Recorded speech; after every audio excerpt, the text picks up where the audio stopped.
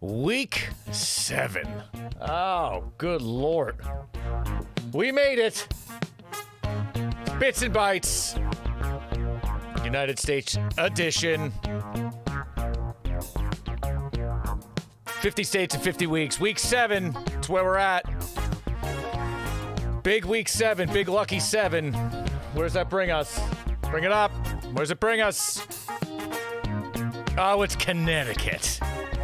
CONNECTICUT. How I've been writing it all week. CONNECTICUT. Oh, Connecticut. Glad to see you, Connecticut. You finally made the big stage. I don't know what that means. It's really loud in the head. Let's pull that down a little bit. What's up, everybody? Thank you for joining. Bits and Bites, United States edition. Connecticut, the flag. I haven't really looked at the flag too much, but it does have like a statement on it. Hold on, I pulled it up here on the screen. Let me pull it up. So it's a blue flag, which what appears to be like a shield in the middle. And I'm going to say there's grapevines on it, and there's grapes. I did a lot of research on Connecticut, and I didn't see much in the way of grape growing. Yeah, I got nothing about the vineyards there.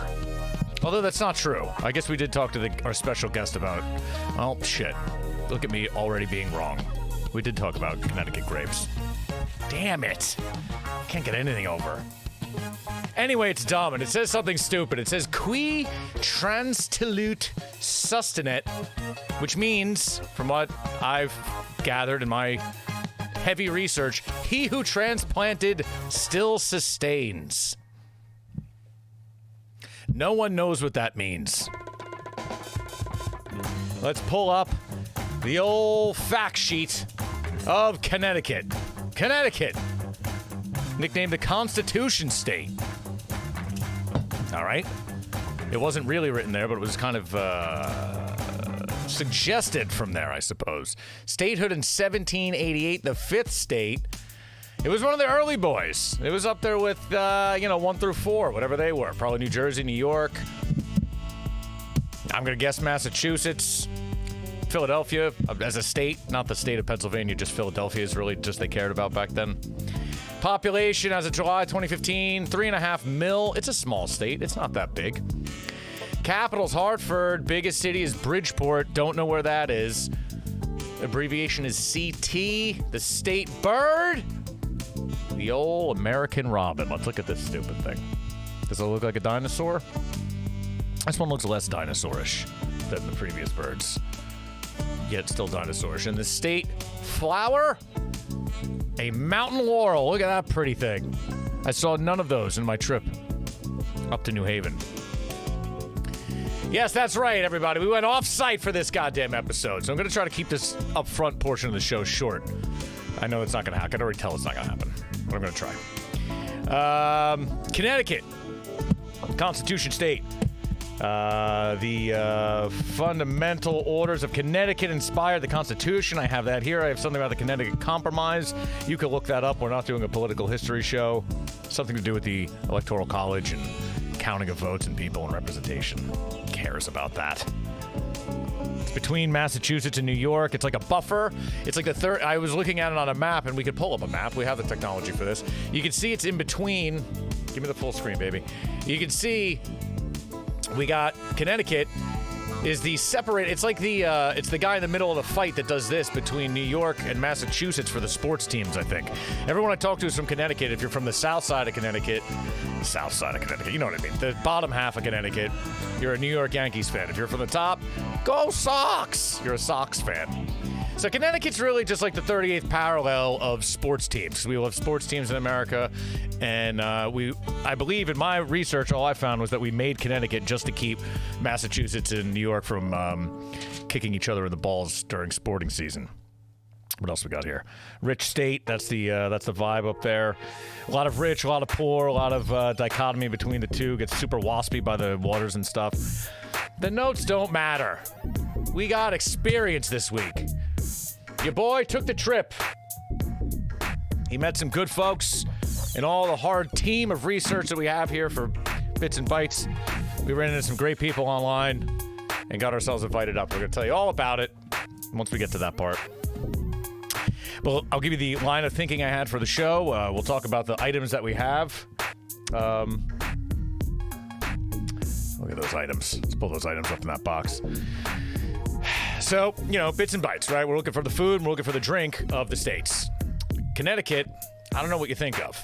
There's lobster rolls to be had. I'm going to zoom in. Can we pull up the browser real quick? So from what I got on Connecticut, here's my experience in driving in Connecticut. Not recently. Well, my recent experience is similar. When you come up in the south here, because I came up from the south, believe it or not, from New Jersey, Stanford's down there, which is where I believe WWF headquarters is, which means we should bring up... that just means obligatory Vince McMahon gif should happen. Let's just get any good one of these. I like the one where he's walking out. This just needs to be, we definitely need this. This needs to be happening.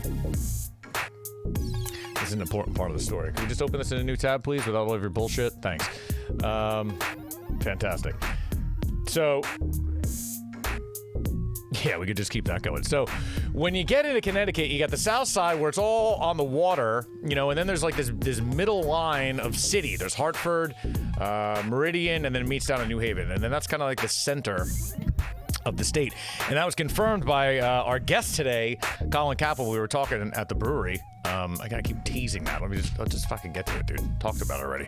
Waterbury, there's all these other cities, and usually if it's a Bites, I like to cover the whole state, and it's very hard to not get niche and get very focused on a certain area, especially when you talk to somebody. So for some of the states that we've done before, I get somebody and we kind of talk as the state as a whole, and it works very well.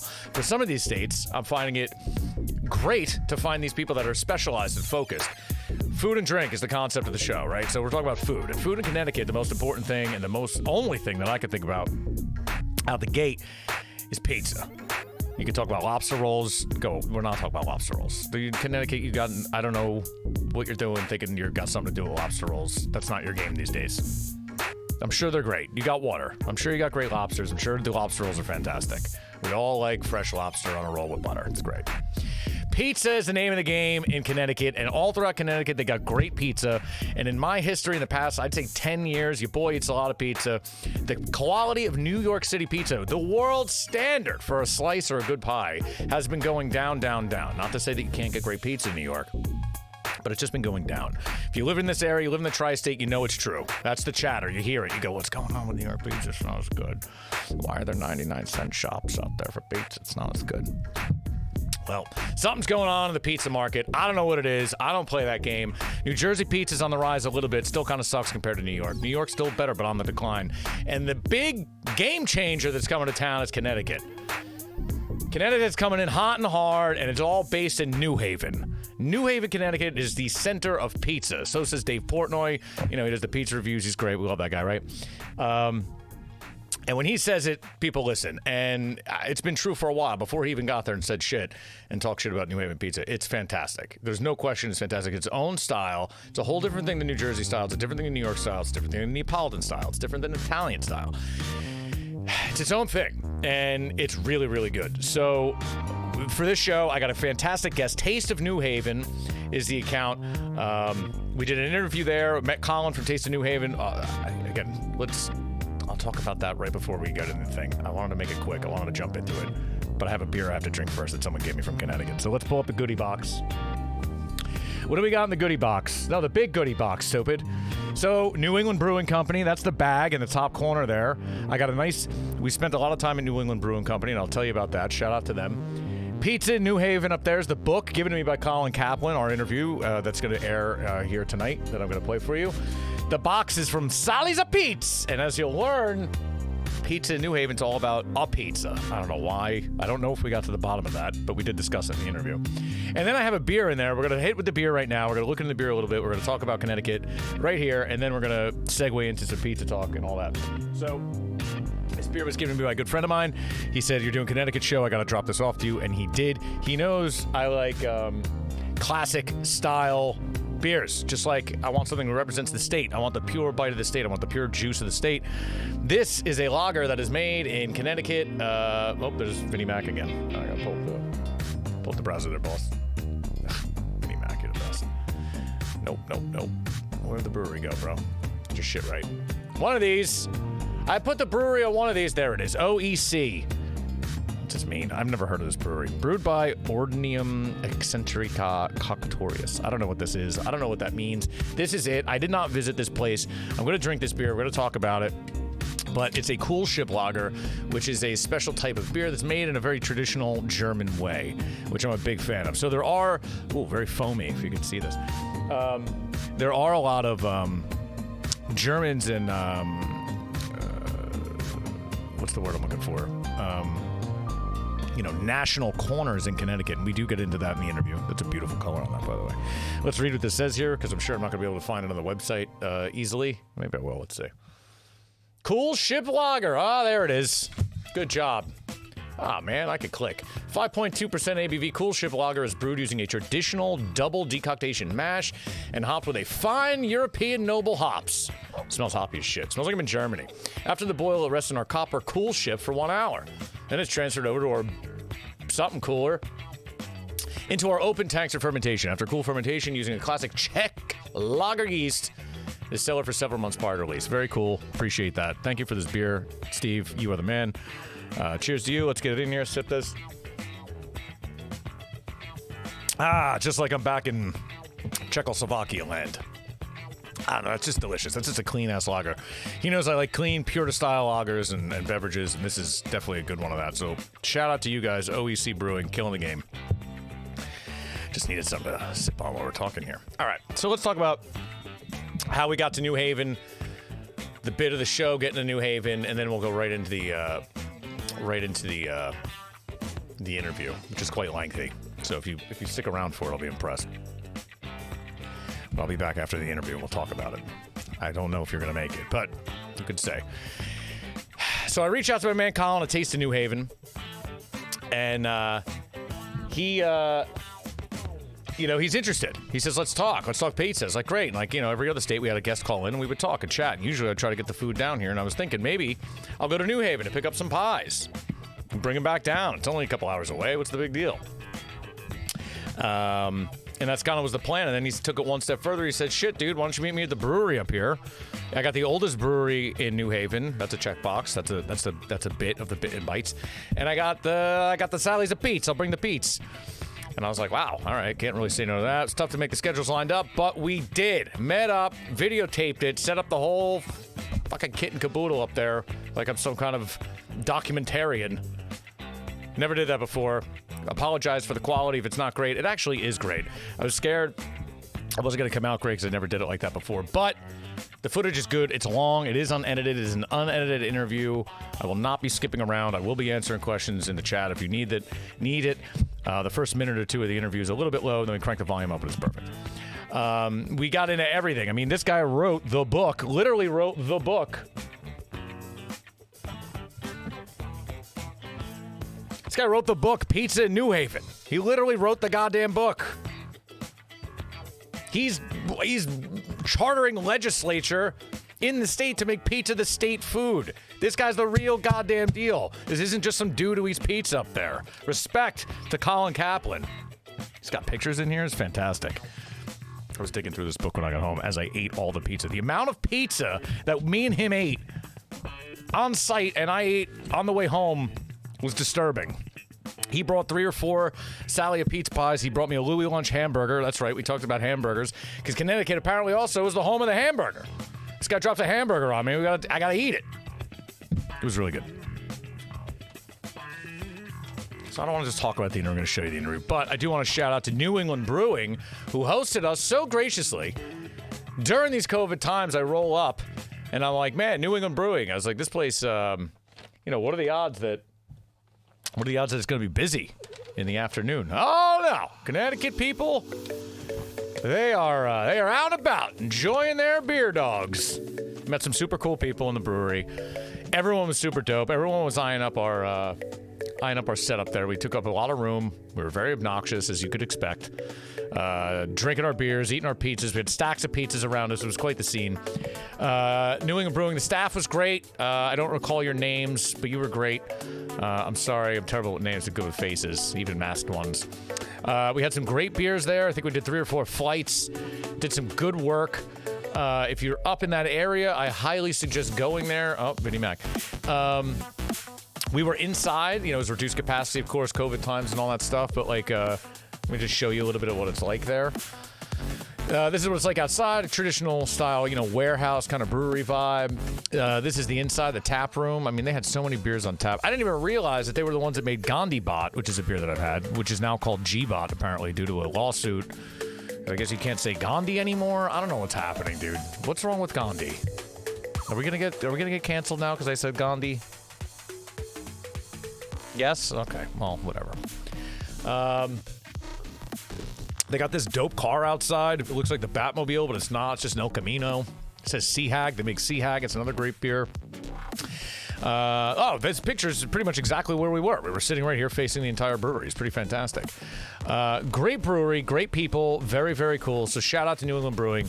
You guys couldn't have been nicer to us and more accommodating. So hopefully you appreciated the beers and pizza that I brought. So my boy Colin brought all the Sally's of Pete's and the Louis lunch. I felt the need to at least bring and represent some pizza from New Jersey for such a pizza expert. I went to the one and only Santillo's Pizza in Elizabeth, New Jersey. Shout out to Al Santillo, my pizza G. Anyone who knows anything knows Santillo's Pizza in New Jersey is the truth. Got a couple pies from him and a couple treats, brought them up. Brought Colin also a dozen bagels, just because that seems like the right thing to do. We're from New Jersey, and I'm assuming the bagels in Connecticut suck, although he said that his are good. But then he said the word lenders, so I don't know. I don't know if they know what bagels really are up there. But we didn't get into that. It's okay, Colin. We love you. You just because you like a lender's bagel, it's fine. So go check out Colin on Instagram, Taste of New Haven. They got a whole bit. They're doing cooking classes. Look at this. They're plugging us. This is fantastic. Very cool. They do a virtual pizza cooking thing, which was super cool. And they just got a whole website. Very cool. Such a cool dude. So knowledgeable. I mean, we chatted for, I think this interview's like 2 hours plus. It's long. Buckle up, kids. But it's good. I mean, we get in deep about New Haven pizza and...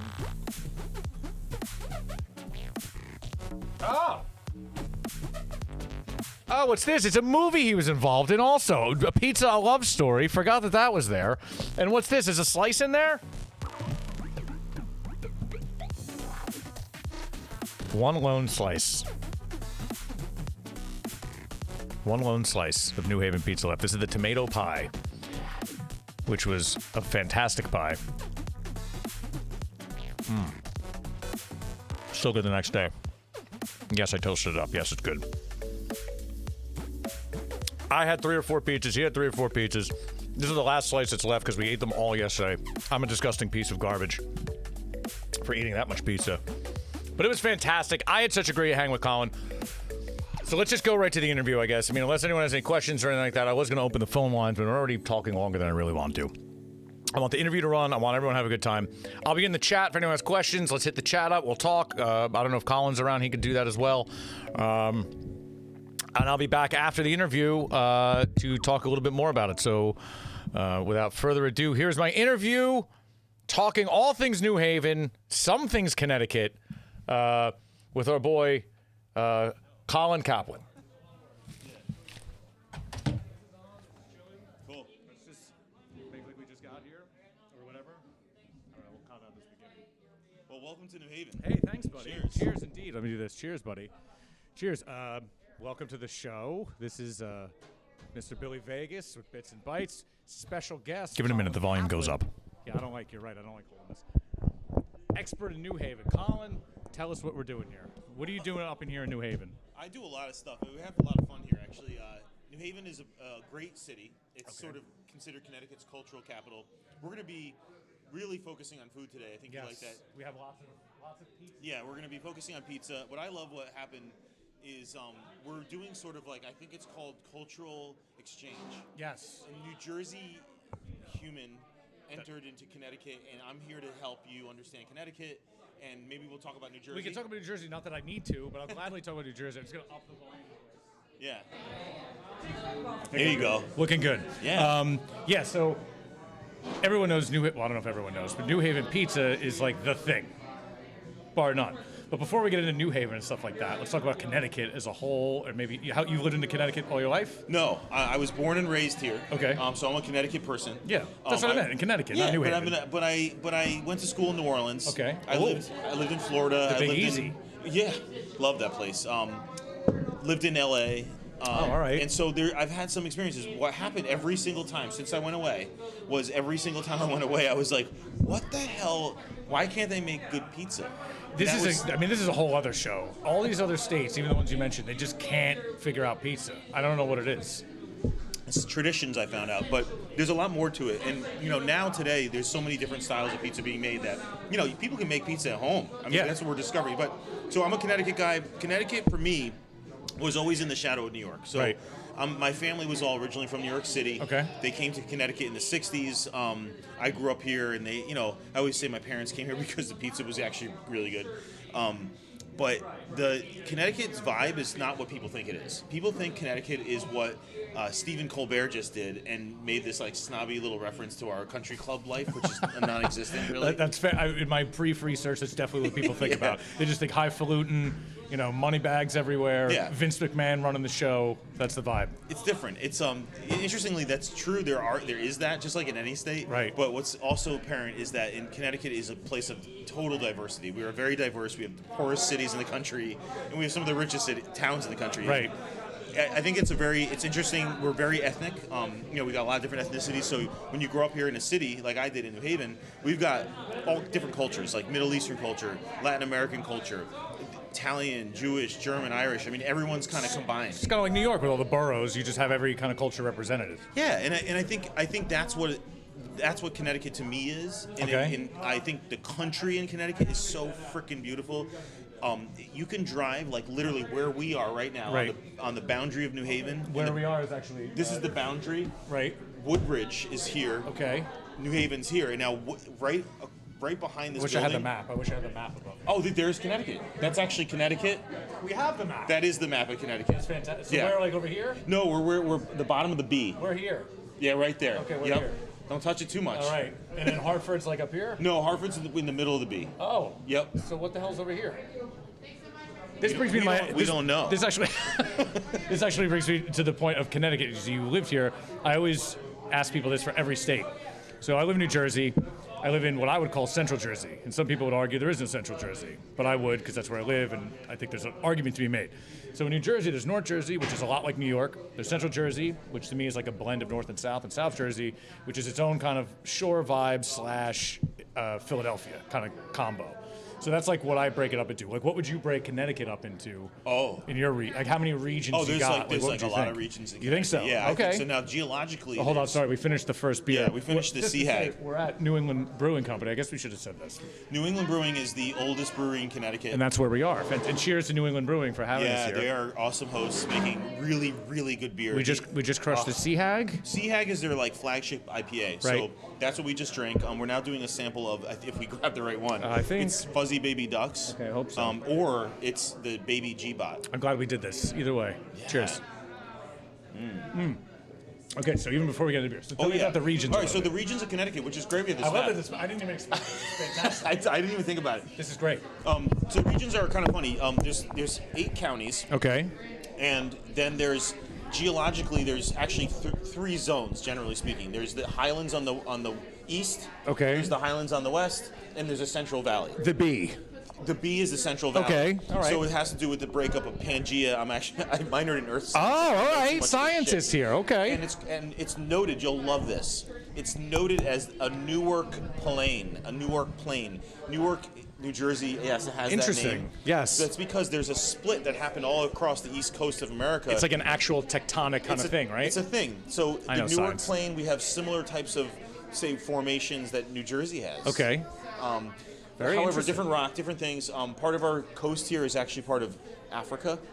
There's rock here that you can find in Africa. Wow. Which is the granite. Oh, so you're actually considered. Oh, yeah. All right. You're thinking back to Pangea times. Oh, I'm This is talking fantastic. I'm going to go deep with you because the deal makes is me excited. it's exciting. The deal is that we have connections, and the stone, which is called Stony Creek granite, Okay. is so sought after that they used it for the base of the Empire State Building, the Statue of Liberty. The base of the Statue of Liberty is this the Connecticut Granite stone State? from Are we in here. the Granite State? No, man. No, isn't That's that what's the? It's Vermont. Vermont's No. the. Yeah, Vermont. Is right? it? I haven't gotten to the V's yet. I don't know. We're still in C's. It's either Vermont or One New of them. Hampshire. We can't see. New England is so intense that we don't even know about the other small states. I don't know who names these states. So what is the New Hampshire's the what state? Live free or die state? Live Free or Die is definitely New Hampshire. Granite State I thought was Vermont, but I could be wrong. So anyway, What's the regions Connecticut? of Connecticut's the Constitution State and the Nutmeg State, And the Nutmeg and the State. soon-to-be the Pizza State. Okay, we're gonna get into the pizza state. Yeah, We should get bring right into it. the pizza. All right, We'll get in there. All right. Let's get more. All right, This is so fun. This All is right, crazy. so- So this is like a piece of this is in Pangea, Africa, which is kind of crazy. I Yeah, love that. it is interesting. So here's the deal. The central part of Connecticut is sort of it's more built up. You got Okay. Hartford. Yep, Greater everyone knows Hartford. Hartford, we don't go there. No, Everyone- we love Hartford. We really do. People I know who go to Hartford seemingly hate Hartford, but You know, people from Hartford, it's sad, but like I actually appreciate Hartford. I don't think I didn't spend a lot of time there, so I can't say. But it's actually a beautiful city. That I see the pictures; it looks great. It needs love. It needs more love. Every city needs more love. So you got a bunch of cities in the middle of the state, Okay. old industrial cities, and that's like an urban core. Then you got the shoreline in Fairfield County. It's very much New York centered. Okay. When you get to the east side of Connecticut, the whole east side, Okay. you're really talking about very influenced by more like Rhode Island and Boston, and and then you go to the northwest of Connecticut, and you're talking about like definitely like forest and farm, and there's a lot of like interesting little towns and stuff there, but Connecticut, you can drive for 4 to 5 hours through Connecticut, even though it's so small, and get lost and not know where the hell you are. That's similar to New Jersey in a few respects. Like New Jersey's not so large, but you go this way for a couple hours, this way for a couple hours, you're in a completely different state. You got highlands and mountains, and then you got weird beach towns. I love how you said weird beach towns. That's my. Definitely. I mean, there's some weird beach towns. I love that. No, I mean I've been down to what is that wonderful city in the south, Cape May. Cape May's fantastic. And Cape May is like the I south. love It's like going to the south. Cape May's like going to the south. It's like Charleston. It reminds me of Charleston a lot. Yeah. If you ever been to But Charleston. we're not supposed to talk about New Jersey yet. No, let's not. Okay, so that's a little bit of I keep saying New Hampshire. What the hell's wrong with me? Connecticut. Where are we? I keep saying New, and then it's throwing me. Nepco, yeah. Yeah, New England. We're the gateway to New England. Do you guys consider yourself the state of the Patriots or no? Oh, I'm glad you asked that. I was about to actually say that. It's funny you said Because that. I see New England, I think New England Patriots, I think New Right. England IPAs, which is a huge We beer were going style. to be the home of the Patriots supposedly when Robert Kraft was supposedly going to move them here. But the deal is that I got some funny stories about it. New Haven, where we sit on that B, where the crook is of the state, that's like the border between the New York It was too influence close. and the Boston influence. Kraft so didn't like it. people in New Haven here were like, we literally are, I'm a Pats fan, Right. But Of course, you have to be. But I'm also a Yankees fan. Okay. See how that Your goes? proximity allows you to do that. If you're in Boston, you can't do such a thing. You can't. No, you can't. That's do that. impossible. So we have a bunch of these funny innuendos with sports. We don't have our own sports team. No. The other thing is that the Giants played in New Haven for about 2 seasons in the early '70s. The Giants' home base was New Haven. Well, they were home bases in New Jersey, which doesn't even make sense because Which they're is a New also York funny. team. It's all silly. The Well, it's when they were Giants- building the Meadowlands. That's when they moved to the Yale Bowl, which was the largest arena in the world. silly. You should that be playing in crazy? New York. You're a New York team. There's I never no got it. space. I guess you're right. New York has no space. New Jersey's part of New York, isn't it? It's all the same. It really is an extension of New York. A lot of it is. It I agree. Just I mean- like Southern Connecticut kind of is. I mean, that's exactly what I couldn't agree more. I think we should get right into the food because I'm hungry and Man, we're I'm here. hungry. I'm we got looking a lot at of it. pizzas to go. What do you want to start with? I think we should go. Let's talk about a pizza and let's talk about the burger first. Do you want to do a burger? So I Let's got do- this for you. This is a present for you. Thank you. And this is a Louis Lunch hamburger. This is the originator of the hamburger sandwich in the world. So this is what I've heard. So the Louis Lunch is, if you don't know, allegedly the originator of the hamburger. According to the Library of Congress. which Okay, is I did not know. Not a small library. It's actually the largest. I did not know that. And they make their burgers there, and they make them in these very old. I'm sure you could tell it better than me. The very old cast iron, kind of like vertical grills. Yeah, is yeah, that right? Yeah, you got that. These Okay. old broilers, and they drip the fat off, and they're from 1898. Those Okay. patented things, and they said that the first time they ever made a sandwich with the hamburger meat in it was in 1900 for one of these guys that was in a rush. I got you literally the traditional burger. So that is a burger with no cheese, no onions, no tomato. It is literally what the burger would have been. For like 80 years, they did not do anything on it. So it's just 5 different cuts of the meat, broiled in this same broilers they've been using all along on toasted white bread. The toaster is from 1929. I mean, this is delicious. I just wanted you to have something to eat. It's like cold. Thanks. It's like cold, but somehow it works.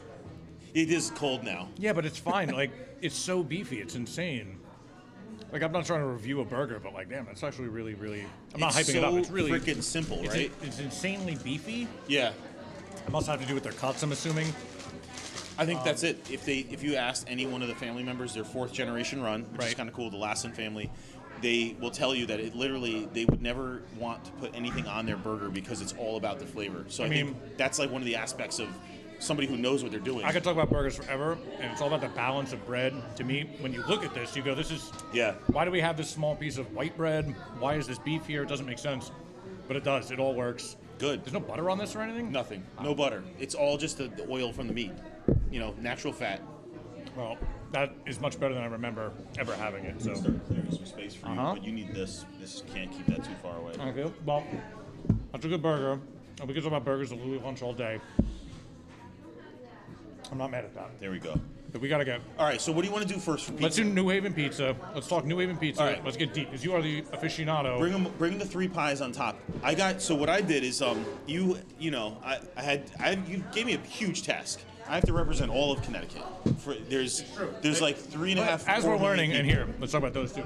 Oh. Like, as we as we do these shows, like I get a guest, and if you have a specialty, I like to dive in. So like some of the states that we did. Someone has a specialty, so I feel like really focused. Like I didn't do the state credit, so don't feel like you have to talk everything. No, I have to. Everything Connecticut. You've got 16 hours. I got nowhere to go. It's all good. We're plying you with Connecticut water. I just get. So what? Yeah, let's get into pizza so we can eat some pizza, and then we'll talk about New England beer and IPAs. Absolutely. Which I think are strongly represented in Connecticut. There's another thing that's NEPAs. Yeah, NEPAs is like a huge thing in the beer world, which I was in for a while. So like, I was West Coast IPAs, New England IPAs, hazy IPAs. But is that starting around here? But let's get into pizza first. Tell me about what you're doing with pizza. So a New Haven guy. Yes. Grew up with pizza. Grew up with it both as pizza and what we call Apizza. So it's the word Apizza is Apizza. Yes. And it's just the way. You mean pizza? Well, and we say Apizza because that's the original way that Neapolitans would have said the word. Just like in New York, they say, "Let me get a slice of beets." Do they say that? They say beets. Let me get a beets. So like old school, real Little Italy Italians will say, "Oh, let me get a beets." If you ever seen the movie Do the Right Thing, Danny Aiello is a pizza guy. He actually says certainly beets in it. among other things in that movie. Yes, true. So we have our own word, we have our own style, and we don't know that until we leave and go to other places. So That's pizza fair. in New Haven, pizza in Connecticut is known as New Haven style. Period. And if it's not that, it's just we're like, oh, okay, they're making Greek style, or okay, they're making kind of a thicker Greek style. That's not the first time I've heard that. Oh, we have Greek style pizza. I know. I've heard of this from other people that I've worked with. They tell me about Greek style pizza. I was like, what? They explain it, and I go, I've had that. I just never. had it. I've never was told it was Greek style. I was like, oh, I know what that is. It's a thin pan crust, pizza, fluffy, pizza, kind of at the fluffier, end. crispy. Yeah. I get it.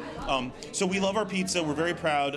I wrote a book on New Haven pizza called Pizza in New Haven. Pizza in New Haven. I also helped produce a movie called Pizza: A Love Story. You're an expert. You're an official expert. We do pizza classes. I run Taste in New Haven. We have a site called Pizza in America. I'm actually going to be on Scott Wiener's, who is originally from New Jersey. I'm going to be on Scott Wiener's pizza class this Sunday. That's fantastic. Isn't that exciting? He's great. He's a pizza expert as well. He is an amazing individual. So he's a cool fellow. Yeah. So here we go. So I got you Sally's. Sally's is an institution. So there's the two big ones are Sally's and, correct me if I'm wrong, Frank Pepe's, right? Pepe's is like probably one of the most famous pizzerias. Oh, a dog. Oh, Pops. We got two Pops. They're fighting. Yeah, they're hungry. Nice. So Pepe's is very famous. This was Frank Pepe started in 1925. This is his nephew. Okay. Sally Consiglio started this pizzeria in 1938. So why would you pick Sally's over Pepe's, or was it just easier to get, or what was the bit? I picked Sally's because cut Sally. Just be ready to go. Oh, sorry, is that not supposed to do I'm that? glad you did that. No, appreciate it. Save my nail. We'll get to that one after. Yeah, sure. Last. I picked Sally's because it has a nice variety, and I think that the charring is gonna, and the way that it sits in the box is gonna do well. better. Okay. I just thought for this moment. Here we go. That's a nice looking pie. So this is a tomato pie. Okay. That's a beautiful looking tomato pie. I'll just show it for the audience. I'm also gonna take a picture. I'll put it up later. I should have taken a picture of the burger. Here we go. So this is what we call a tomato pie.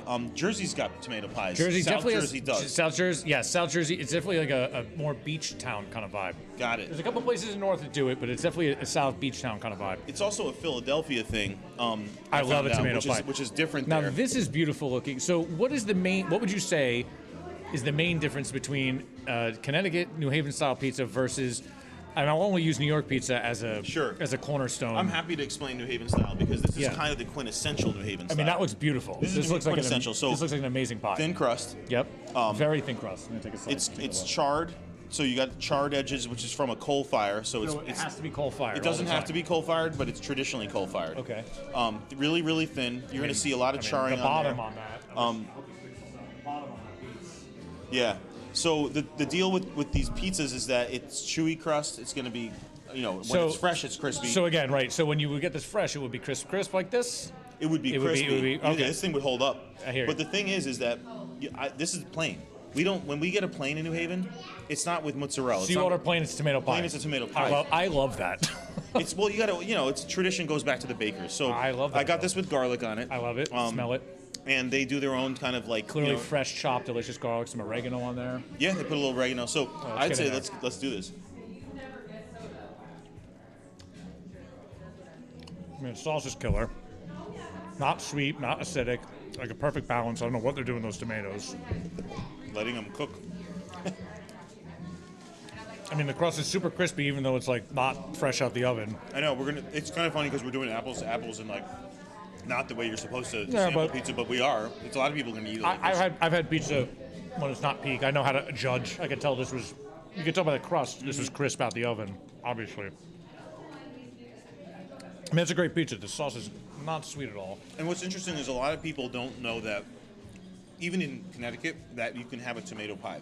They think you should load it up with cheese or whatever. No, this is something that's very traditional. That's like people who say Chicago makes pizza. Like, deep dish pizza, to me, it's just not even pizza. It's lasagna cake or something like that. And as we learn, Chicago people like their tavern style. Mm-hmm. So let me move on. That's a great tomato pie. We'll have this for later, but the next pie that I want you to try. Here, check this out. Ow. You got the nail move. I like that they. It's like plastic. I like that they sticker their boxes. Do you know what they used to do? They used Duct to tie tape. a string. Nope. Like an old school Italian pastry shop. Yep. All right, so here's a mozzarella pie. This is what Dave Portnoy tried when he first went to New Haven. This looks like a classic New York style, shrunk down, obviously cold. You can see no one else can, but you can see it's crispy on the outside by a coal oven. Yeah, so one of the things about New Haven style, and you say New York style is interesting too, because there's like 4 New York styles. And this is definitely close to one of them, which is the traditional New York style. Yes. New Haven style has a lot to do with places like John's, places like Totonno's, that are doing like really, really old school. And what we're going to call these are Neo-Neapolitan. I like that. That's Neo-Neapolitan. That's generally my favorite style of pizza is that Neo-Neapolitan. Because Neapolitan pizza has a place. It's delicious, but it's not what I want when I want a pizza. When I want a slice of pizza. You pick your slice. I want you to get the one you want. I'm going to take this guy over. Here you go. That's a good slice. I like the cheese on here. Cheese coverage is looking good. Crisp on the bottom. Nice cheese on there. That's a tasty cheese. That's a good pie. I mean, this is great pizza. Well, this is the pizza that... So Dave Portnoy, as everyone knows, is this guy who rates pizza, among other things. And he named pizza capital of the world in New Haven because of this pizza. And this exact one. This is the one. This is the one. He got a large, but it's because of his experience having it literally one time. That he's been more like elevating. And I only use him as one example. He's very popular now. Well, he helps. Yeah. But I think the whole thing about pizza is it's very personal. And I think people definitely want to hear ratings and they want to hear what's best. But I always say to people, it's actually what you grew up with is probably what you either want or don't want. Absolutely. And you're going to either, it's like religion. Yeah, So for you sure. either accept what you like or you're going to look for something else. Right. So this is what we do. We have a very strong religion here. I mean, I'm big into this. This is a delicious slice. The cheese is great. It's a good cheese. The thing in New Jersey pie, a lot of New Jersey pizzerias at least, a standard pizzeria shop in New Jersey, to me, they use the same kind of base dough. It's almost like a Chinese restaurant. They'll all kind of order from the same place. They're all their goods, so all the General Tso's taste kind of the same at all the places. I feel like they all kind of use a similar recipe on the dough. Not all, but most. But the difference that they do is they do cheese blends, and some use provolone, some use more of the low moisture, some use a little bit higher moisture. So the cheese is always different in a New Jersey pie shop. So I'm always looking for a good cheese at a place that isn't goopy, isn't greasy. Especially this has been out of the oven for a while. It's not a grease pit. It's impressive. They go light, real light on the cheese. I like that. So I much prefer that. what's interesting is that New Haven traditional is it's going to be your low moisture, high fat block of mozzarella, shredded. Sometimes at Pepe's they slice it, which is the original way. But it's real simple. Sauce, which is just crushed tomatoes cooked on the pie. Right. It's not pre-cooked. Cheese, just great, and you got grated cheese too. That's the other thing, is that even that plain pie had some Romano A on little it. on it. They're just melted in. Very traditional. That's very Neapolitan style also. The raw tomato on a classic Neapolitan pie. The uncooked pizza sauce, which is something that, like, you said people making pizza at home. Whenever I talk to people who cook pizza at home, they're always like, well, how do I make a good sauce? It's like, you don't. You open a can, you squeeze it, and you spice it if you want, and that's the best you should do. Like, you really shouldn't be cooking it. You can use some leftover sauce. You don't need to cook a pizza sauce because you're going to cook it when it's in the oven. That's the idea. And there are some that you can, but Depending on what you're doing, but generally speaking, for a pie, not the move you want to do. now New Haven's also known for its white pies. Clam pizza is a big Clam thing. pizza. I didn't get you a clam. It's okay. No one wants to have cold clams. I didn't. I don't think even so. want clams on my pizza. to I begin didn't. with. Actually was worried about that, so I'm glad I didn't. I mean, I would eat it, but I don't get it. If people were going to ask another thing about Connecticut, what's Connecticut's food? Okay, we are saying it's pizza, but the other contender is the lobster roll. I've heard that, which is, Hot, I think, buttered. far off from pizza. I mean, when It's I talk to totally people far about off. Connecticut, they talk pizza. But Maybe that's from we where are I'm from. we are such a shoreline place, and we have like so many mollusks. Yeah, that's the ocean. You got a whole lot of ocean right there, for sure. We have mollusks, oysters. New Haven was the oyster capital of the world at one time. We were producing more oysters. We still do produce I didn't know oysters that. here. So got those, but I didn't get the clam. That is what we're known for, the white clam pizza. It's Pepe's sort of created it or crafted it.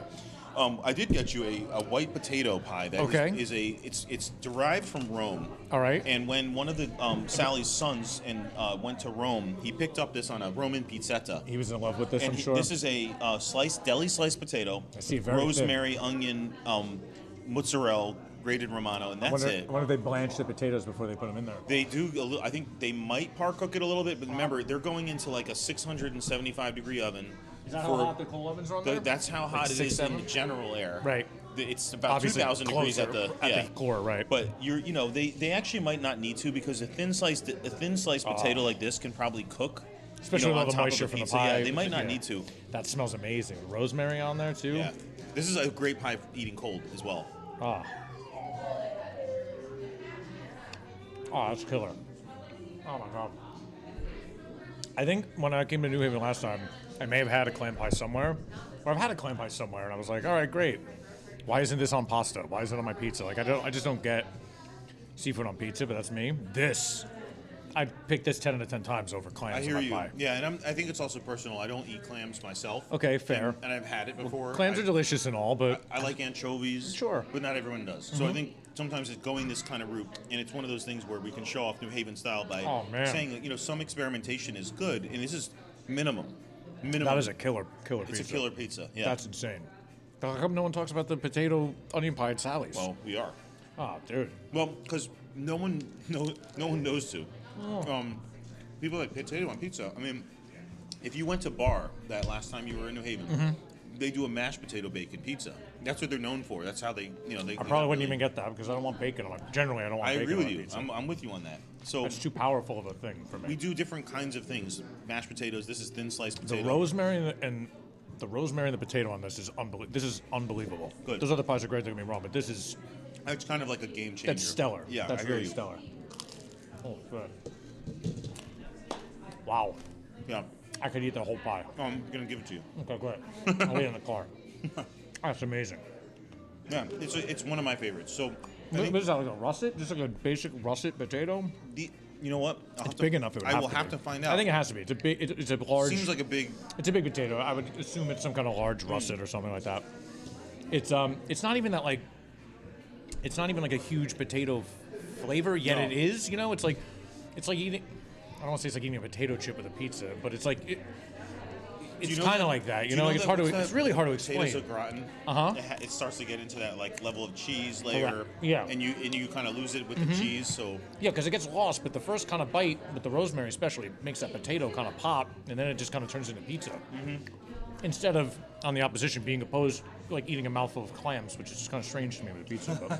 But and yet it keeps getting rated Look. the best pizza in the country every year. Pepe's gets rated best. because I don't know if anyone else does it, or does it well maybe. I've had it at other places. I'm like, you took a can of clams and poured it on a garlic pie. Like, I don't know what you're doing, but okay. Places will do it, and Yeah. there are traditions of that. But It is. It's kind of like the freshness of the clam, the balance. I mean, Look, it's not if we're for on me, a dock, but and you got some fisherman shucking clams and putting them on his pizza he's gonna make. I'm gonna eat it. I'm gonna love it. It's gonna be fantastic. Yes. can we do another? Come join us. Yeah. This is Madeline. Madeline, hello. Say hello. Yeah. Oh, wait, come over here. That's everyone in the world. Say hello to Madeline from New England Brewing Company. Hello, Madeline. Hello, how are you? Good, thank you. I think we need more beers. Let's get you some more. What should we drink? What did you start with? We did the IPAs. Yeah, we did Sea Dog. Yes. Sure. We have a Brett Pale Ale that's excellent. I want that for sure. Papaya, passion fruit, and what else? Another weird fruit. Guava. Yes. I read it. Guava, mango, passion fruit, Brett Pale Ale.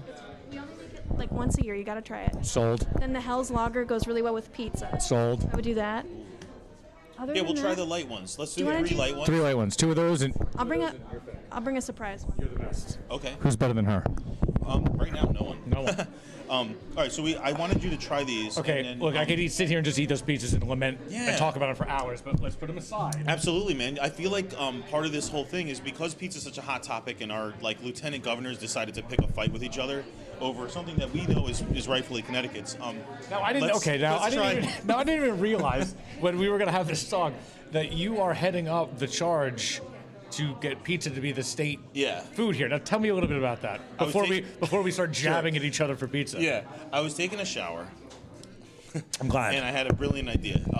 I thought this is last summer. I was like, I had this before. I was like, I feel like we should do more. This is a pandemic. We're all suffering. Businesses are suffering. Like pizzerias is like we love our pizza. What can we do to help people? Morale, economy, tourism, Everything. you name it. So it had an idea. I called a legislator I know who's local, and I said, look, would you be into this idea? This is what I want to do. I want to make pizza the Connecticut state food, and we don't. How long ago was that? This is last summer. Okay. So there is no Connecticut state food. No other state has pizza as Now, a state food. not to cut you off, but as someone who's looking into every state every week and looking at their state foods, what they call a state food and state drinks, yeah, I didn't see anything for Connecticut as a state food. There is not. No. Even though we're the nutmeg state, it has nothing to do with actual nutmeg. Yeah, what does that mean? Why would they? It's being cheap, apparently. The nutmeg was like being cheap. Anyway, the long story. What? I don't want to talk about All it. right, let's pass Yeah. that. Pizza, where we belong. So it just sort of happened, and then with the right, we created a little, kind of online petition. I got my legislators to get on board, and then it came out. It literally the day that it was announced that it was the thing, even though I was pushing it, I was on the radio. We had like newspapers picking it up. All of a sudden, people are talking about it. Dan Rather is big. Well, people love pizza. People love pizza, and people love to argue. So one of the biggest Very things true. is that in this crazy time in this world, there's only one subject that we can argue about where we're not going to like stab each other's heads off, It's yeah. pizza. We can literally have a conversation about pizza and not get too angry. That's fair. Um, Beer delivery. Nice. That looks So we've amazing. got the tracksuit here. Okay. What is this? The tracksuit? Brett Ale. Tracksuit Brett. Funky. Then we've got the Hell's Lager. Hellas Lager, lovely. Delicious. I love crisp and delicious. This is a must try here. A must try. The Gold Stock Ale. Oh. This is the oldest Nebco beer.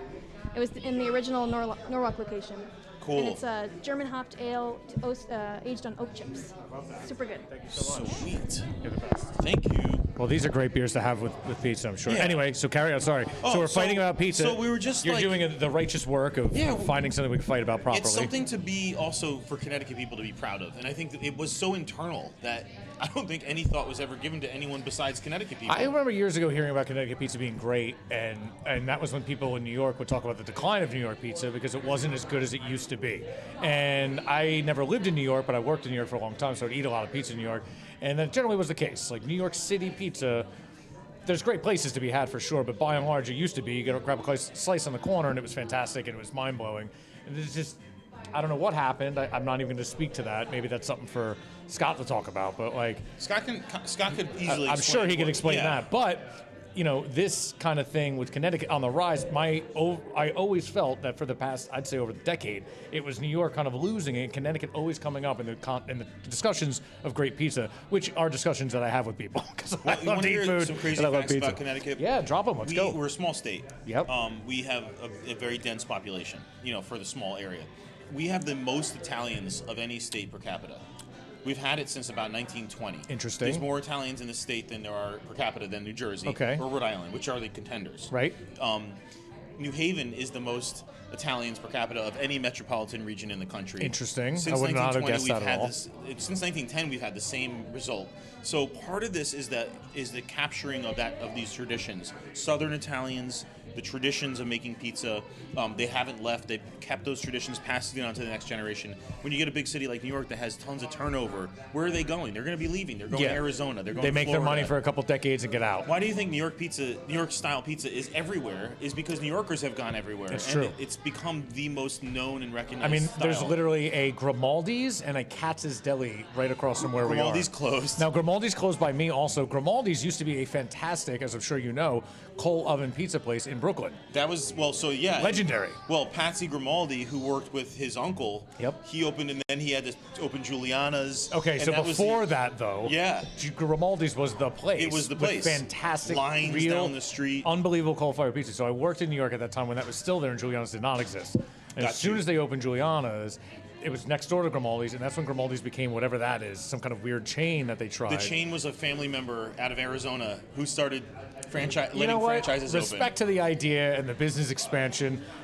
So I worked in New York at the time, and I lived in this town in New Jersey where they opened one of those down the street from me. So where I would work, the real one was next to a fake one where I was Amazing. at home. So when I'm at home, I went after they opened. I'll never forget. I went. I was like, "This is Grimaldi's." It had the new logo.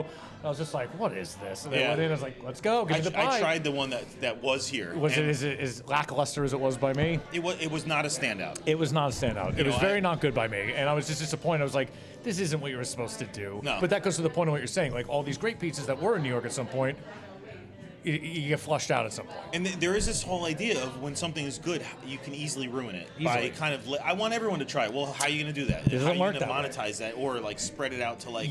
You know who doesn't have 100 chains? Louis Lunch. Louis Lunch. Louis Lunch is literally during the pandemic they just went to credit cards. Who was there? The fourth generation. Ken was there, So why just making the burgers. Why don't they have a bunch of satellite locations? What's wrong? Why wouldn't they do that? I know, right? Well, there's only so many cows. You know what I'm saying? You know what I'm saying? They're like, they got it. They're like, here's what we do. Stay in our wheelhouse. You want it, you come and get it. I think this is And they're doing just fine This is with a that. tricky thing, and it has to do with the way that business works, and especially an American business mentality Yeah. of everything must get bigger, like Well- everything must grow. Well, maybe not. Up. Maybe not. Maybe things can be just the way they are. I agree. And they can be great. The saddest thing is change. I mean, I'm a historian. I'm a preservationist. I love old buildings. I love Totally. I love history, and it's really hard for me to see a tree get cut down. Yeah, you it's don't wanna hard see for me that. to see a building that I love get knocked down. I don't need to see my Grimaldi. I would have rather have seen Grimaldi's be what it was forever in its one spot. And if you want to see what that is, you got to go. You got to go there. You got to experience. Yeah. You got to figure out how to get there. It's like DeFara's. Like Yeah. I want to get to DeFara's Yes. before anything changes. So And like I'm gonna do that. And then when you get there, you'll be like this. It's the experience, the whole experience of it. You don't want to go to the Fars that opens up when you're in LA. That's not what you want. Me and You know what I Jimmy mean? from Zupardi's at Beach, which is another really old pizzeria where we do the cooking classes with. Yep. We're gonna go down and we're gonna we want to represent Connecticut as Yeah. pizza people with a totally open mind. Hey, bring us what you do best. And Yeah. we want to go to the best places. So, but now I want to have an open mind. You brought New Jersey pizza. Okay, so I brought which New is- Jersey- which so I is got- literally it's against all the regulations here in Well, Connecticut. I'm glad I smuggled it in. I got away with it. I saw the police were actually here a minute ago. I don't know why. Yeah, probably for you. They were eyeing it up. I know you guys don't have boxes this big here. You always have the small boxes. So that's you not wanna true at see- all. No, I've seen huge pizzas. Sally's has these boxes now that Yeah, are they like do the the massive size of. ones. Oh my god! So Santillo's Pizza, one of the highest rated by Dave Portnoy, who we brought up before, Pizza New Jersey, legendary style pizza in New Jersey. I called him up and I said, I'm going to New Haven. I'm eating pizza with a New Haven expert. He's bringing his pies to the table. I was like, Dave, I said, Al, give me 2 pies. He gave me 3. I don't even know what the third one is, but he's got a Sicilian pie that he told me he made a little bit thinner because that's now in style. Oh. Al is a pizza master. Okay, So good. when I tell him that, he's like, I'm going to make it a Sicilian style. I'm going to make it a little bit thinner because that's in style. I was like, whatever you say, Al. And I he's trust the you. grandson of Lou. Yes. Who started the place. Correct. They started making pizzas in 1944, according to what I read. When you go there, he's there. He's Okay. never not there. He's the guy making the pies. And then the other one is a 1960s pie, which all of his pizzas are by year. Got it. So I got a 1960 pie, which he said is a normal, classic, plain pie. And then the other one, I don't know what it is. So Okay. I can't wait. I'm so excited. I actually can tell you that I may never have had New Jersey pizza while being a pizza snob. This is probably not a good example of what New Jersey pizza is. That's the one he gave me. So let's go. This is the plain pie, which actually looks like a New Haven style esque pie. Now this is, I would not say. Yeah, I took a picture. Right. It's like exotic. So, New Jersey pie generally is going to have a little bit of a puffier crust, like a New York style pie. Okay. But his do not. This is Right. how he does his pie. Got you. I And know he what you're does this. talking He does about. this 1960s style, he calls it, because in 1960 this is the kind of pie he ate. So this is.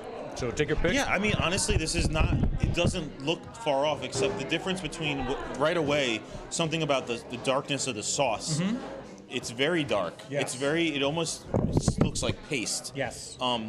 And then I noticed a lot of cornmeal Yes. on the crust, which is fine. But this looks great. Should I start eating? Go it? ahead and pick a Can I slice. do it? The other thing that he does there a lot, that in New Jersey at least, is a good. See, Ooh, look it's at heavy. that. Look at that. It's heavy. It's really Now heavy. that's the 60 style. If you got like a 74, Yeah. it may not be, because then he does them a little bit different. That's because of the oil. Yeah, the oil crisis. And it's very interesting with the years. So once you start getting the different slices, but the other thing that he does there a lot Fascinating. is he does like look at that crisp, it held up. Your, Well, yeah, your it's so Connecticut thin. your Connecticut pie did not hold up in the crust. Just to say, not comparing A and B here. No, it's just a different. I mean, this is heavy. It's a whole different vibe. I actually am looking at it. I'm like, where is the crust? It all kind of melts together into weird. Yeah, there's almost no crumb in it. Right. Like it makes me think it was almost like rolled out. It's a very wet. So this is a very, very moist. I think it's a high hydrated hydration dough. Yeah. I think he uses a very high hydration dough, and I don't know if he uses different doughs for every pizza. I'm not sure. Interesting. That would be a lot of work because you've got to have a lot of dough batches. I mean, I think I haven't worked with him there. I've only gotten his pies there, and I know they're delicious. The other thing that he does, that the other places in New Jersey do that I don't know of other places that may have done it first. He does a sesame seed crust if you want. So he'll cover the crust in sesame seeds, but it's not egg washed, that. and I'm not quite sure how the sesame seeds stick to the crust. it's because the crust is wet when he puts it on. It's so wet. So that's the only. But that I mean, tells. so it's kind of moist. But that Things tells stick you to it. how high hydration it must be, because it's not like egg wash. It's not like you get it and it's like a bagel or something. So even though this is holding up, there's no. It's almost like the crust just is a little chew, but then it kind of just disintegrates. It's interesting. It's a very different. That's a New Jersey style. That's a very New different. Jersey thing, where the softness of the dough meets the sauce yeah. and kind of becomes one. This would be a super thin crust Yeah. style pie. And I think there's a heavier layer of cheese on this than say the Sally's pie. Most definitely. But it's interesting. I'd say he'd also probably. I'd say there's probably some kind of spice blend on top. There is something spicy. oregano, A little bit of that. something. Yeah. I can't name what it is, but something. I'm not sure. And then now I'm trying to figure out whether the sauce itself was possibly a pre-cooked sauce because of how dark it is. I'm gonna say it's pasty. It could be pre-cooked.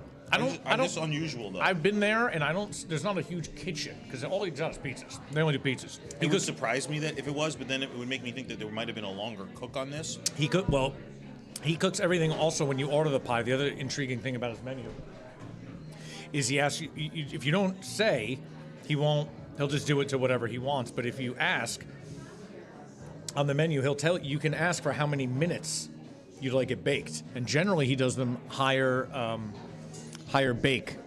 He said he was going to bake these more, so you do bake to wow, order. okay. So you ask how Wow. many minutes. So Interesting. It's generally- very exacting. well, that's again, he's like, self-proclaimed pizza master. You get a 6-minute pie, you're gonna be real loose. You're gonna want to eat that quick. Well done pie could travel a little bit more. It's got a little height, a little body to it. So there's this overpowering flavor on the bottom from all this cornmeal. A lot of cornmeal. And New it's- Jersey pie it's is a lot of interesting cornmeal. because unlike the coal-fired soot that we get in our ovens and like Sally's or Pepe's, and even modern, which is like an oil oven, it doesn't seem like he's getting that soot. It makes me wonder where's all the flavor? There's not a lot of flavor on the crust itself. Like I almost find the crust. It literally is like a I'm trying to say like it's like a body. It's a corpse. Like a cracker. It's not a cracker though. Like some places you bite into it. This is just kind of like the crust is just there to hold the things on The top sauce of and the it. cheese. Whereas what I tend to try to the crust is the most important thing for me on pizza. I like a bready, something that has a bread quality. This is actually strangely lacking it. in some cases it has it, and I just Like so I just got a unusual. bite towards the end where there is it's you know It's a little bit more It's bread, got a little bit more actually. bread Yeah. towards the end. I don't think he rolls the pies. I don't think he cooks the sauce either because I don't think they have a range there. Yeah, I think it's just- literally just the oven.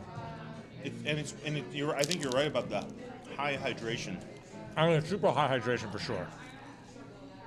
I mean, it's the only thing that kind of makes sense. Why you could cook it so quick. It's getting very, very chewy at this end. I kind of like the that. dough. It's like the dough like settled on itself. I kind of like that the middle is thin, or the first bite's thin, and then by the time you get to the end, it's a little bit more bready, a little bit more sandwich-like. And I have no doubt that's kind of by design. Like, I think he intentionally does that to certain pies. Because you read the menu with a 1960s pie, like I'll give you the description of 1960s pie. His description, style, less cheese, more sauce, 16-inch round. Or this is a large, whatever you give us. And then you have the 64 style, standard pie, garnished with extra virgin olive oil and Parmesan. So it's pretty much the same pie. And then you got the 67, which is pop style, round, with cheese goes on so you could see some sauce, so a little bit less cheese, I suppose. How long have I been eating this slice? I feel like I've been eating this for 10 minutes. I mean, it's got a long chew. Wow. It's intense. The sauce is intense on this. I do not recall the last time I had it, the sauce being so intense, but this is definitely a more robust sauce than I recall it being. May always have been that way. But I agree with you. So what's the next one then? Is it the 1963? No. No. This will be Sicilian. Oh shit. Am I allowed to swear? Yes, of course. Thank you. This is his version of a Sicilian pie. Now, he said he was going to make this one a little thinner. Usually a Sicilian pie in New Jersey, you're talking focaccia style. You're that's talking like- one that's and a like half. grandma. It does, and I think that's what he said. When he said, I'm going to make it a little thinner because that's in style, I think he meant more of a grandma style. Yep. He has a grandma pie. But again, when I go to places like this, I don't know about you, like, I don't need your grandma pie. I don't need your truffle pie. Don't give me your scoops of ricotta cheese on top. Like, just give me what you do, you know? I'm sure all that stuff's great, but give me the hits. And he did this, so I'm interested to see if this crust, which definitely already looks a little bit different to me, because the edges are a lot more raised. Is he saying that this pie is a pan-baked pie? I don't know. Okay. By looking at it, I'm going to guess it is. But I don't. Let's see. Let's see what the book says. All right, let's see. The menu says, if you get a Sicilian pie, it's just a Sicilian. That's all you get. I mean, he has a pan pizza deep dish pie offering, so I'm going to assume that pans are not out of his vocabulary. An interesting thing is that New Haven, in general, for example, and largely most of Connecticut does not carry Sicilian pizza. Okay. It's a cultural thing. There are Sicilians in Connecticut, but it never became a popular pizza. Right. Just because every city in Connecticut, all around the state, had Italian populations that were calling it Apizza, and they were making like coal-fired Non-Sicilian thin crust, style not pizzas, yeah. Sicilian. And there's something to say about that. Like, when did Sicilian start? We know that there was early Sicilian, but it was never called pizza. Like, there was a time when it was started to be called pizza, which means pie. But originally, it was another name. You know, it was a bread product. It was really just a bread. Well, Sicilian pie to me, when I was growing up, we would always get it, one, because it could feed more people. You get one pie and it's huge, because it's usually like, 2 inches thick. It's like a big focaccia with sauce on it and cheese.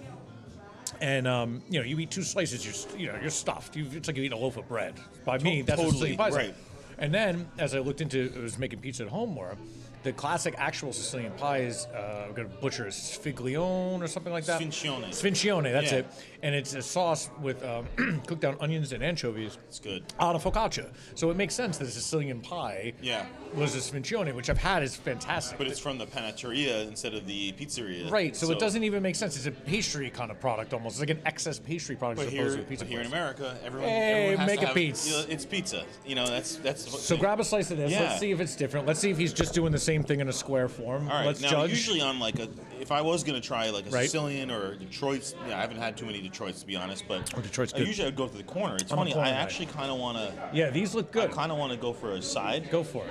The middle is always the loser slice to me. So look at this. This has way more. a lot more black. But this is and- clearly pan baked. This is a has to pan baked be. pizza. Most of, well, you can tell by There's- the formations. There's here. an oil. There's no. You don't see any cornmeal on there. No.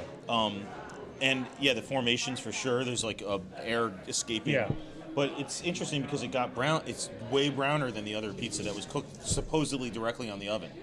The other pie was definitely cooked on the oven. All the pizzas when he's showing them His flat pies are always in the oven. Yeah, this one's really thin for even a grandma style. It's very thin. It's got just a heavy layer He of said cheese. it's a Sicilian, and he said he was going to make it thin. And I said, I'm not going to tell you what to do. You know, you do your thing. I told him what I was doing. I told him to send the goods. It's a lighter crust. Uh-huh. A little bit more bready. But it's definitely lighter, even though it's thicker. That's interesting. Now, on the end of the corner piece, I'm getting a lot more of a normal pizza kind of showing of the crust. We got at least a 1/4 inch of fat crust on here. Yeah, I mean, Now, again, this deserves to be kind of fresh out of an oven, but we all know we could deduct points. it in our survived mind. well. It did. I actually like this one better than the other one that you brought because I appreciate, there's something about I feel like the sauce itself is coming forward more. This probably cooked longer, I would think, than the other pie. It probably being in did. a pan. So it's interesting that the sauce comes out more because I'm assuming it's the same sauce. I think there's Maybe more, it's there's not. more sauce. That's why. Maybe it had more to cook down. It's a thicker crust, so Right. you put more sauce. Right. And there's maybe a slightly less amount of cheese. Right. Maybe. It's good. Debatable. It's tasty. No, it's nice. It's like something that there's a couple of places around here that will make this style. And I think it's a really nice pizza to have. To me, this is not Sicilian. All right. This is more like a Neapolitan grandma pie to me than a Sicilian. Where we are right now was called the Flats. Italian farmers lived out here back in the day, 100 years ago, 120 years ago. During their festivals, they would make pizza just like, similar to this. Sure. Because they would make it in a tray. Yeah, And bring make the it dough, party- throw it party out. pizza. Yeah. Yeah. Tray pizza. When I cook pizza at home, I've used stones, I've used steels, I've used them all. The pizza I always rely on now is pan pizza in the oven because it's just the most consistent and delicious pie that I can make easily at home. So I generally make focaccia pies at home. I get a nice deep pan. I'll make like a 48-hour dough, and then I'll make a nice focaccia, and then I'll top it properly. And I feel like that's the best pizza that I can make at home. I'm not going to make a pizza at home. I'm not going to make a good Neapolitan at home. You just can't do it unless you have the proper ovens. Or you take our classes. Or I take your classes. But then how am I going to get my oven to 1,000 degrees, Colin? You don't need to. You can make a really good Apizza or any kind of pizza, even pan or not pan, in a lower temperature. You just have to top it right. You have to let it pre-bake a little bit and then pull it out? Not unless you're going to do something that needs pre-baked. No, I think it's more just it's like Ovens. you have to obviously cook it for 15 to some odd minutes. You have to cook it longer, but it's you want that crust to be perfectly crisp. See, I just right? go super. I've had pizzas that are great. I can make a good pizza in the oven, but it's never like how I want it. Like I can make a pan pie closer to how I want it than I can make a pie pie. Want to know a crazy trick? After about 2 minutes, take it off the stone, put it on a rack. I mean, it's just like it just browns up Air the so, bottom. yeah, that's it. It's done after that. Crisps it up. It's awesome. I always put it on the top also, so the top, if I'm putting toppings on it, so it browns. Pizza nerds, sometimes we make a lot of That's pizza. what we do, pizza nerds. Dude, I made a lot of pizza. Hey, if you're watching, you're a pizza nerd. You are definitely a pizza nerd. If you are this deep if you're watching, however far we in, if you're still watching this, you're definitely a pizza nerd. These beers are fantastic. I don't know if you tried the new batch. Sorry, I I'm know so busy we're just chewing. consuming. There's a lot of chew in this. There's a lot of chew. It's chewier than I would normally go for. But it's okay. I taste great. You should tell your bud, Al. He's doing a good job. He's doing a good thing. He's representing Jersey well. I can verifiably say that Jersey makes good pizza. Yeah. And I knew they did. But this is good pizza. This is what, again, Portnoy says 9.8. That other pie, the first pie we had was the pie that Portnoy had, said was 9.8. Did he really say 9.8? I took it was on the door as I was walking in, so I'll tell you exactly what it You says. sure that's not the health test? No! If you love pizza, you need to watch this review. If I could rescore, which you can't, I'd give it a 9.8 based on the experience and love that goes into a pizza. But he didn't score 9.8. So maybe he didn't. I don't know. I just saw that in the That's door. cute. That's nice that he said that. Yeah, that's I know adorable. that Sally's was like a 9.2. I think DeFara's was like a 9.2 or 3. DeFara's is pretty good. And John's was like a 9.2 or 3. So, but now he keeps saying that Sally's is his favorite in the world. He keeps telling everybody. But if you're getting a 9 anything, as You're he would high. say, You're it's like we want to eat this pizza. Yeah, and I think there's no how can you ask someone to say It's also a bit. Yeah. It's very ridiculous, his numbering and his bits. I mean, he's certainly no authority. He's a guy who likes to eat pizza, and it turned into this huge thing. To me, it's amazing. But, It really is amazing. But I think if somebody is saying that, and somebody can completely disagree with him and say, "No, my God, it's garbage," and it happens all the time. But I would say, I think you taste like I taste. I taste things for food. I'm not tasting it to give a rating. I would say this is a good pizza. Yeah. This is I want to eat this. This is a pizza that clearly had a craft to it. I can definitely sense that the dough here is very minimal salt in the dough. It's very low salt. I'm finding that there's a the sauce and the cheese is bringing the salt to the it's bringing the salt. Whereas like New Haven Apizza, like it's got a nice salted dough. There's going to be a lot more little salt in there. Yeah. It'd be interesting if we actually went back to it, but I feel like you we brought another one though. So the other one he just threw in. I'm like, I have to drink beer. And then he also gave me. What's this? I don't know. We don't even know. It's going to be like covered in. Nope, I'm like, somebody ate that? Nope, we ate Oh that. my god. He also gave me a stromboli for the road. I took a bite. You are not going home hungry tonight. No, I'm disgusted already. Oh, the pepperoni. We got a pepperoni. Okay. Now, this also, is this the same style? We got different shape. Is this a mistake? This looks like that looks like just a car ride. That was a car ride. He wouldn't, or like a leprechaun guy. I don't know. I know it's dry. This definitely looks drier. And the other pie didn't look this dry. This must be a different style. I don't know about that. I actually think that there's a different bake. I don't eat pepperoni, Okay. so it's okay. All right. It's no offense to the pie. I will talk about it. Pepperoni What's doesn't interesting look great. is that this is a little bit more oblong. That's your traditional thin cut, which a lot of people like. This looks like the original pie that we had. It just looks like it was cooked longer on this side. Like he got a little bit more charring here. What's so interesting about the charring that's happening on this crust compared to the Sally's charring is this looks like a more continuous charring. It's almost like it was like it's sitting there for a long time, and I feel like this heat is lower. Yeah. And Sally's, his heat, I believe, is definitely lower. When I see the charring at Sally's, I'm looking at like pops, pop. Well, they're working with the live coal, the temperature in the oven. And is this coal? This is still coal or no? I don't there's no fire in the. I think it's coal fired on the side. Which is what, like the same hearth. This is what The hearth is separate, not like a fire in the oven. Oh, if that makes a difference. Interesting. It does. So it's coal. I'll call it coal powered. Coal powered, but you're saying that it doesn't actually touch the fire itself. Correct. I believe that is the case. That's maybe the difference. I think so. Because I know Sally's. Because you eat this, you don't taste the coal. You don't taste fire. No, you I don't taste char. That's one of those things. I taste the heat of it. Now again, I've been there 100 times. I've taken a picture of the oven before. I would be very curious. And so with Sally's and Pepe's, for example, and this place in Meriden called the Little Rendezvous, they still burn coal, and they burn it right in with the pizza. Like it literally, like you rotate the pizza next to the coal, you get it charred up on the sides, then you move it away a little bit, and it cooks the rest of the pie. It's actually quite amazing. Brick oven is what they're calling it. So if it was coal, it would say coal, but it's certainly not a standard issue brick oven. I mean, he's got it. It's a I know. I've seen images of this place. I mean, I've definitely it's a heard massively of it. deep. They are a famous place because I've definitely heard of it from the distant lands of Yeah, Connecticut. it's a handmade crazy oven. Like the oven's insane. Let's get a pick. I bet you can say Santillo's oven. Show me it. Google. Pizza. Yeah. Come on, Google. Do what you're supposed to do. Do it. I definitely have seen images of it, and I was like, I think it originally was coal-fired. I think I want to say they they converted it to gas, possibly. See, that's the rig he has. You can kind of see it there. So on the side, It's old school oven. it's so old. He just had it refinished, actually. I think there's a video on the Instagram that he put up.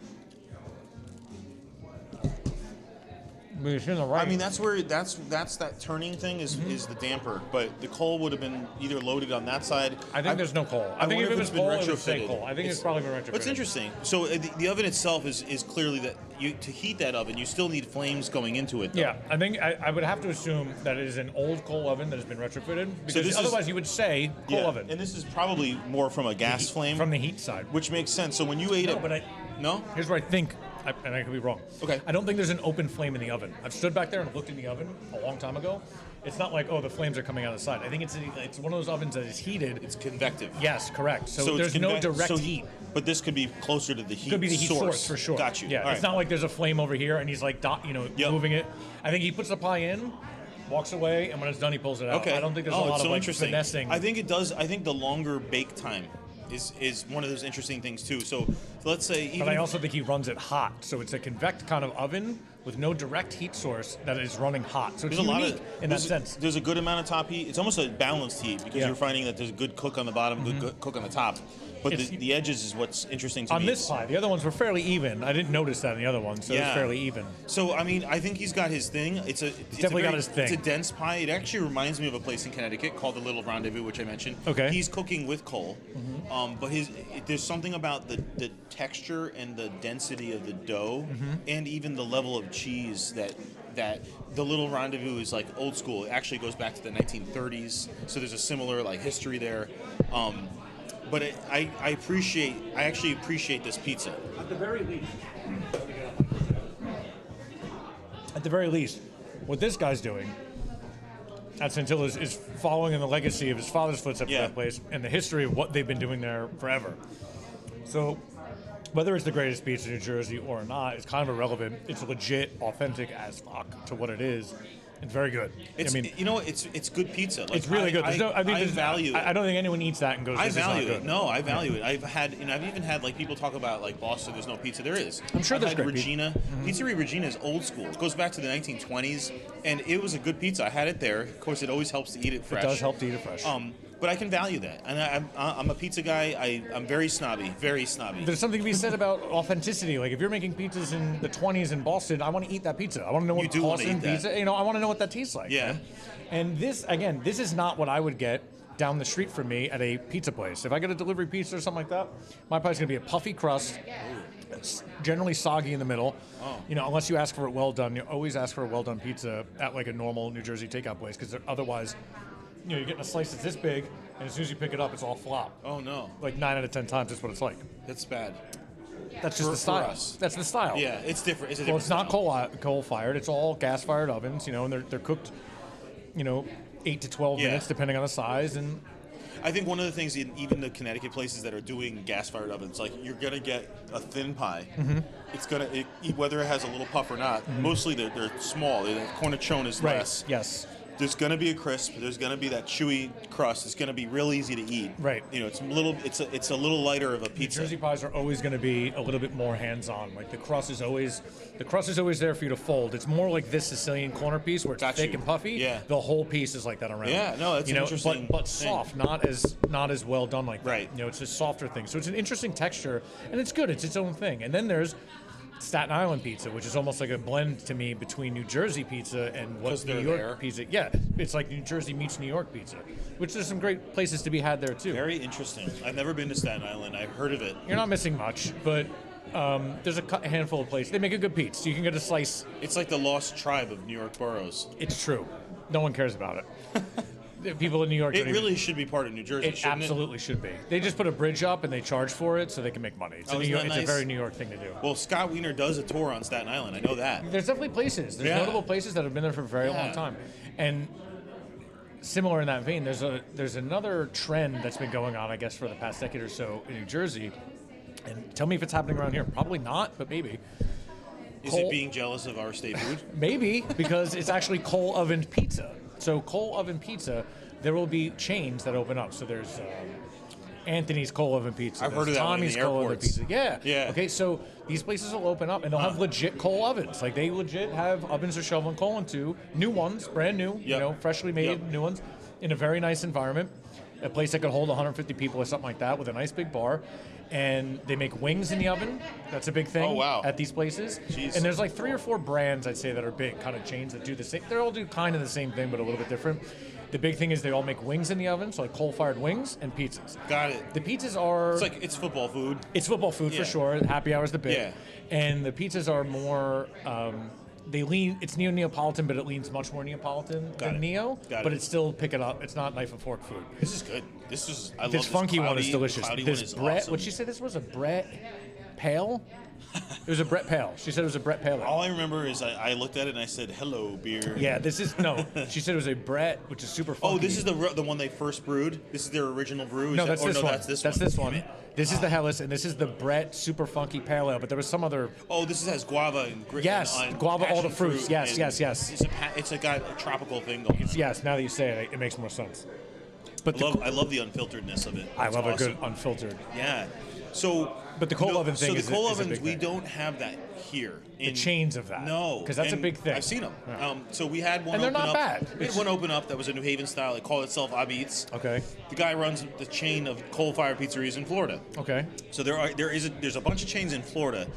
We don't have the chains here that do that. Now, I'm not going Chains to say doing what I described pizza, or trying to do more the New Haven style. style. Because the pizza that I would eat at these coal-fired places is decisively not a New Haven style pie. I'm going to only say that there's not the element of those chains, except for the traditional ones like Pepe's opening more Pepe's, and Sally's is actually going to be opening more Sally's. Okay. So that aspect of the old brand trying to show you what it does to other areas is happening. Of course. That's a thing. That's what we have here. So there's almost like no room for the other guy trying to make coal-fired pizza. And that doesn't say that there's not. Right. There are coal-fired pizza places, but most. So a guy just opened up in Cheshire, Connecticut, which is right where the B is going up on the left side. Yeah, just down lower. Yeah, right around there. Ish. Ishish, yeah. Cheshire is Greater New Haven. This guy started a place called Fuoco Apizza. Okay, Fuoco Apizza. He had a custom-built coal-fired oven. I just love that there's all these other Apizza places, because I think a lot of people just think of Sally's and Pepe's, No. but they don't realize that, All of like in Connecticut. New Jersey, every mini mall has 3 pizza places in it. Yeah. And you'll be like, no, I don't go to DuSal's, I go to Romeo's. Like, they're all right next to each other, and they make similar pizza, but one guy will use a different sauce, one guy will use a different cheese, and your family ate DuSal's, we eat DuSal's. We don't this eat little town of Romeo's. Cheshire, which has got like 10,000, 20,000 people living in it, there's like literally 10 pizzerias in their little center. It's almost like the old Forge of Connecticut. Crazy. And Fuoco's doing a coal-fired pie. He's not cooking anything else. All he makes is pizza. And he's making literally what looks like it's coming out of Worcester Street.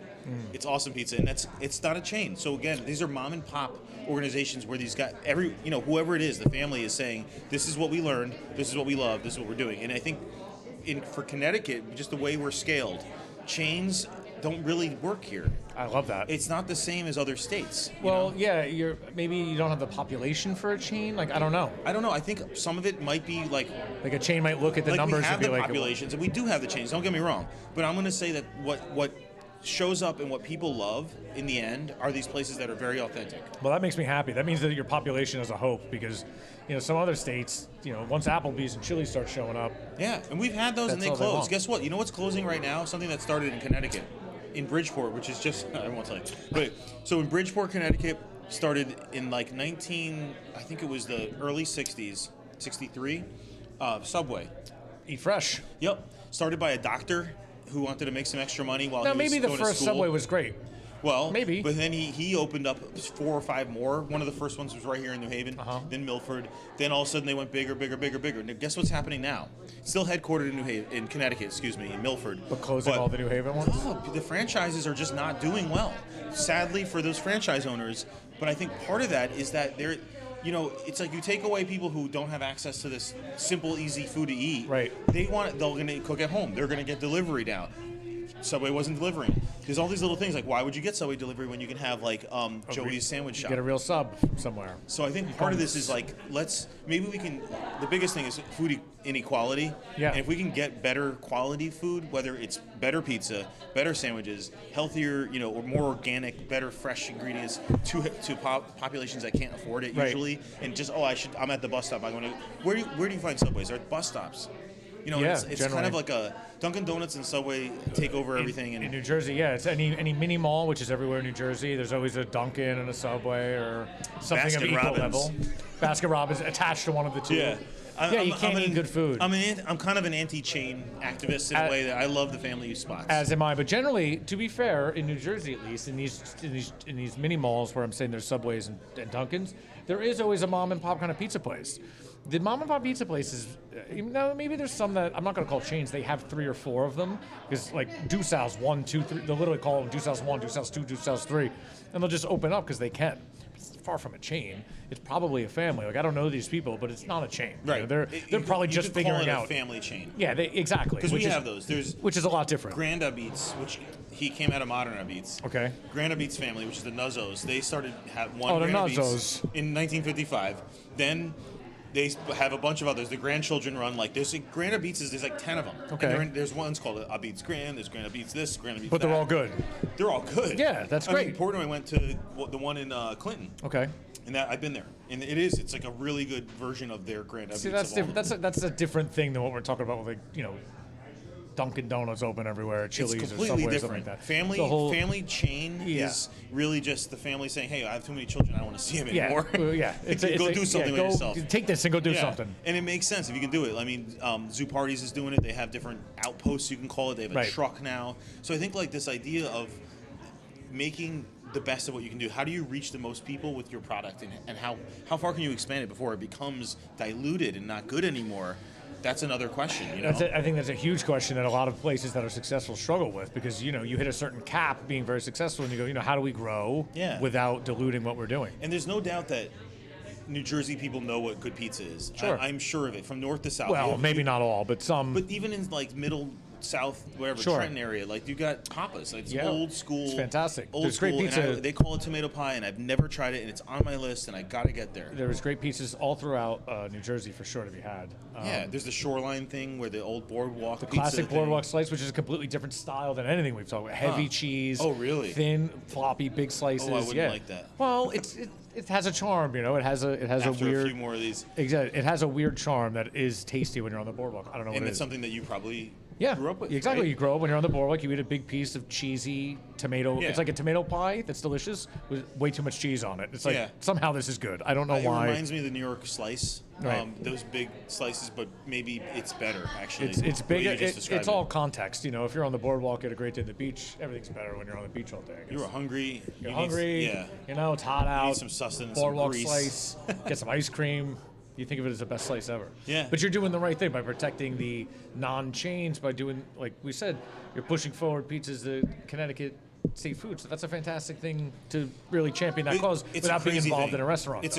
I'm not, and but I'm saying that's why it's a great. You're doing the Lord's work, you know, by doing that. So yeah, I you're work with championing about- the umbrella of pizza Yeah. instead of like these places. So as Connecticut's so small, we can be very territorial, just like all our northeastern states are territorial. But we are territorial. One of the things to realize is that, like, Connecticut has this like funny thing where you ask the question, like, what are the different areas? Yeah. There really are. We're like, no, we're from New Haven. This is where we're from. We don't talk to Bridgeport. We don't talk Right. to Hartford. We make fun of everybody else. And it's like a whole thing. It's interesting because I was like, all right, here we go. We're going to talk about New Haven. We're not going to really get into the rest of the state because I'm trying to do states. But again, this is great New Haven You're information. learning that I think it's the fourth or fifth smallest state is so Divided. We don't talk about other areas of our state. That's good to know. That's what you want to know. People in Michigan, they're like, well, it's just a hand, and we're here, and they're there, and that's my cousin. You know, we're not like that. We're like, no, up there? No one goes up there. It's like, you know how far? It's not even that far. It's like 40 minutes to get there. I mean, that's what Colorado told me. They're like, we have the center belt, you know, Denver, Boulder, Colorado Springs, the whole middle. Then you have the ski world all the way to the west. In the east, we don't even know what they're doing. No one knows what's happening over there. Yeah. It's just desert world. I have a funny thing too about Connecticut where I grew up here. I kind of know the issues, the attitudes. We do two things really well, is what I said on this quote. I said, we're really good at pizza and we're really good at complaining. And you know what happened on that particular news article? Everyone started complaining. Oh, of course. I mean, I jumped into that one thread where you were talking about the pizza, and I just saw the amount of people complaining. I was like, who complains about championing pizza is a great thing? Like, what? It's great. But it's the internet. People just... Well, that's the whole thing too. Is the idea internet just brings out the trolls. anonymity. It's kind of like road rage. Yeah. You can It's a good get equation, road yeah. rage because you don't think there's a consequence, but you wouldn't do that to someone to their face in the same way. Even if 1 out of 10 do, it's just fun. To me, the internet's always funny. Like the people comment, and I love that people like literally get in. I'm sure you've seen people get into it and go back and yeah. forth. And it's like, what are you doing? Why are you wasting your time? Do you realize that we have multiple pizza sites on Facebook groups? I can't imagine. Pizzaholics is a local-based pizza group that's now national, all about New Haven style beats.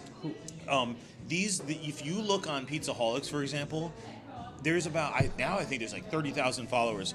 There is a shit show of arguments over like the dumbest, craziest things. People calling each other out. People just want to argue. And they're like, pizza. This is not pizza. Talk amongst yourselves. They're like, fuck you, kiwis. You know, you're like, what the hell are you guys I just talking don't get about? it. I don't get the People just love to argue on the internet. I just never got into it. I've been on the internet Yeah. forever, dude. It's just like That's not why I never go got there. into the No. bickering. Maybe I did once. And I was like, this is not fun. This is not. I think it's actually an interesting sign. It's kind of like looking into people's garbage. Yeah, that's a good way to put it. It's forensic, and I actually think that It's a good way to put it. if you're looking at people that do this, it's a sign that the culture might be could be in jeopardy. Yeah, we're degrading. There's no question. I mean, we we're need positivity. You know, we're in the falls of Rome, but we could at least eat good pizza. You know, well, we better because the Romans they hadn't even had Neapolitan they pizza didn't get yet. to pizza yet. No, they fell before they even had pizza. They were like, we must fall and create rubble before we can have good. It's like who knew? Vesuvius. I mean, we did have captured bread in Pompeii from Vesuvius. I We did could see hear what about bread that. looked like. Well, they definitely made bread back then. Definitely bread, and they made flatbread. They did, and But- they drank much wine. They loved their wine. They did. And they just found the unearthed beer being made in ancient Egypt. I heard about it. 5,000 years ago. I heard that was recent. It was like last week or something. That was right? like, no, 2 days ago. Okay, I was yeah. gonna say I read that recently. Oh, we just found the oldest beer known to I'm man or so something. excited about that. What they do? Was it actually like liquid form still, or was it like? No, they dust didn't of know. it, They like find dust, the actual yeast. containers. Okay, and then they know that scrape these the are the yeast. containers that they were boiling water. They in could there, tell, and yeah. that's what they were doing. They know that to build the pyramids, they know that they basically paid the slaves in gallons of beer a day. But I thought it was aliens. No, designers are different than the people Oh, who built okay, it. okay, Why right. would aliens spend their time building it? Good point. Good yeah. point. Okay. No. Right. So Nah. the slave labor did it. The aliens Definitely just, designed they, it. they made the Pyramids, blueprint. circles, every one of those are alien We all know. shapes. I It's mean, a how could given. this is There's no question. We know aliens. absolutely. And that's the other big question is, are we aliens? Of course. I mean, of course. So we now getting back to our states because we are all, you look at people like, you're like, damn, you're definitely from somewhere else. We from New Jersey, we can obviously talk pizza. You Yes. know your shit. Of course. Oh, And thank you. I love it. It's fun to jive. And, Yeah, and we have a lot to learn because I have a lot more to learn about New Jersey pizza. I'll gladly answer And any it- questions I it can about New Jersey only pizza. benefits my knowledge of pizza. I can tell you my experience in New Jersey pizza. I'm no expert, but I've eaten a lot of New Jersey pizza.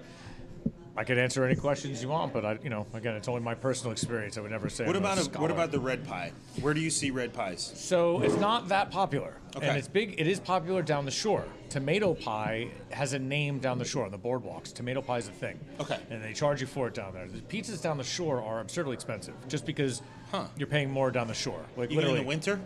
even in the winter, I think. They're Like, open in the winter? the ones that are open in the winter maybe reduce their prices. But if Okay. you go on the boardwalk in the peak of summer, you're spending like $30+ a pie. On a tomato pie? Yeah. Wow. On the boardwalk, we're talking. Got it. Just It's kind of because- like Miami Beach. Just because you're on the board, their rent is probably super high. You're probably literally only paying they're only doing the math and charging you. I don't think they're doing super jacking of, raping you of money, but I think it's just their rent is probably a lot for that spot. and Yeah, It is yeah, what it is. yeah. And the pies are good, but tomato pie is not that big in New Jersey, at least in my world. Okay. If you call a place by me in Central Jersey and say I want tomato pie, they're probably going to be like, They're like, wait, so no cheese? You don't want cheese on it? Correct, You're that's like, well, exact- how about correct. some great? So it's funny when Now that said, the people who are there making it may be very excited to do that, and Yeah. maybe their menu doesn't reflect that. Because again, most of the menus are similar. The menus are all just like a Chinese place by us or a pizza place. Like you don't need the menu Yeah. by us. You know what Yeah, they have. yeah. There's no specialties. If I'm calling a delivery from a pizza place or Chinese place, I know what they got. Yeah. I know what pies you got. I know the subs I can get. I know soups and salads. I know I can get a cold antipasto. Sure. I know the things I could get from all these places. A tomato pie on the actual menu is never there. It's So not even on the that's menu. definitely a Connecticut and we call it New Haven style, but it's a Connecticut thing. If you go to a traditional New Haven style pizzeria in Connecticut, or even now around the country, Mm-hmm. if it's a plain tomato pie, call it plain. They have to educate people. It's not a mozzarella pie. Plain in New Jersey, if I call and say I want a plain pie, I get a cheese pizza. Right. Now, without a doubt. most of Connecticut, you would still get that. Okay. But the closer you get to New Haven, Not so much. they'll actually say, do you mean Specify. with or without moots? And, Yeah. and you guys call it moots? There's a dividing line. New Yorkers that blend in New Jersey call it moots and ricotta instead of ricotta or mozzarella. But you could say any of those things, and everyone knows what you're talking about. So there's like people in other areas of the country that call it Mozzarella. mozzarella. I'm I like, think my mom always said mozzarella. yeah, I'm like, it's hard to like understand. I'm like, Moots makes matzah. sense. Somebody Moots- once said, "Do you want some matzah on your pizza?" I'm like, no, I don't think I do. but maybe. Is that what we do here? I don't know. At least a matzo pizza. my maybe. my mom grew up Matzo in ball a place pizza. called Massapequa, Okay. in Long Island. Yes. it's like right on the map. It's down in Yes, your head. straight down. right? Yeah. So, because it was Italian and Jewish, they call it matzo pizza. Matzo pizza. It's kind of cute. That is cute. You know. And matzo pizza, there's something to be said for that. An actual like pizza with But made of matzo. that'd be good. That's interesting. Now, there's a place in New Jersey I'll tell you about called Pete and Elda's, if you've ever heard of it. If you go to New Jersey Pizza Tour, I'll bring you around a couple places. Pete and Elda's, now, their gimmick is they're known for, eat the extra, extra large pizza, get a free t-shirt. That's the bit.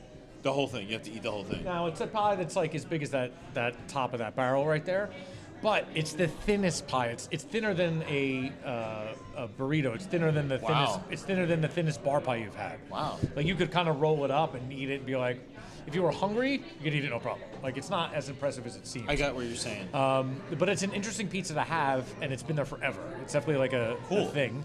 It's super. It's probably the thinnest pizza I've ever had. I'm not quite sure how they get it that thin. I'm assuming they roll it and dock it or something like I that. don't think there's any other way you could do that besides rolling it.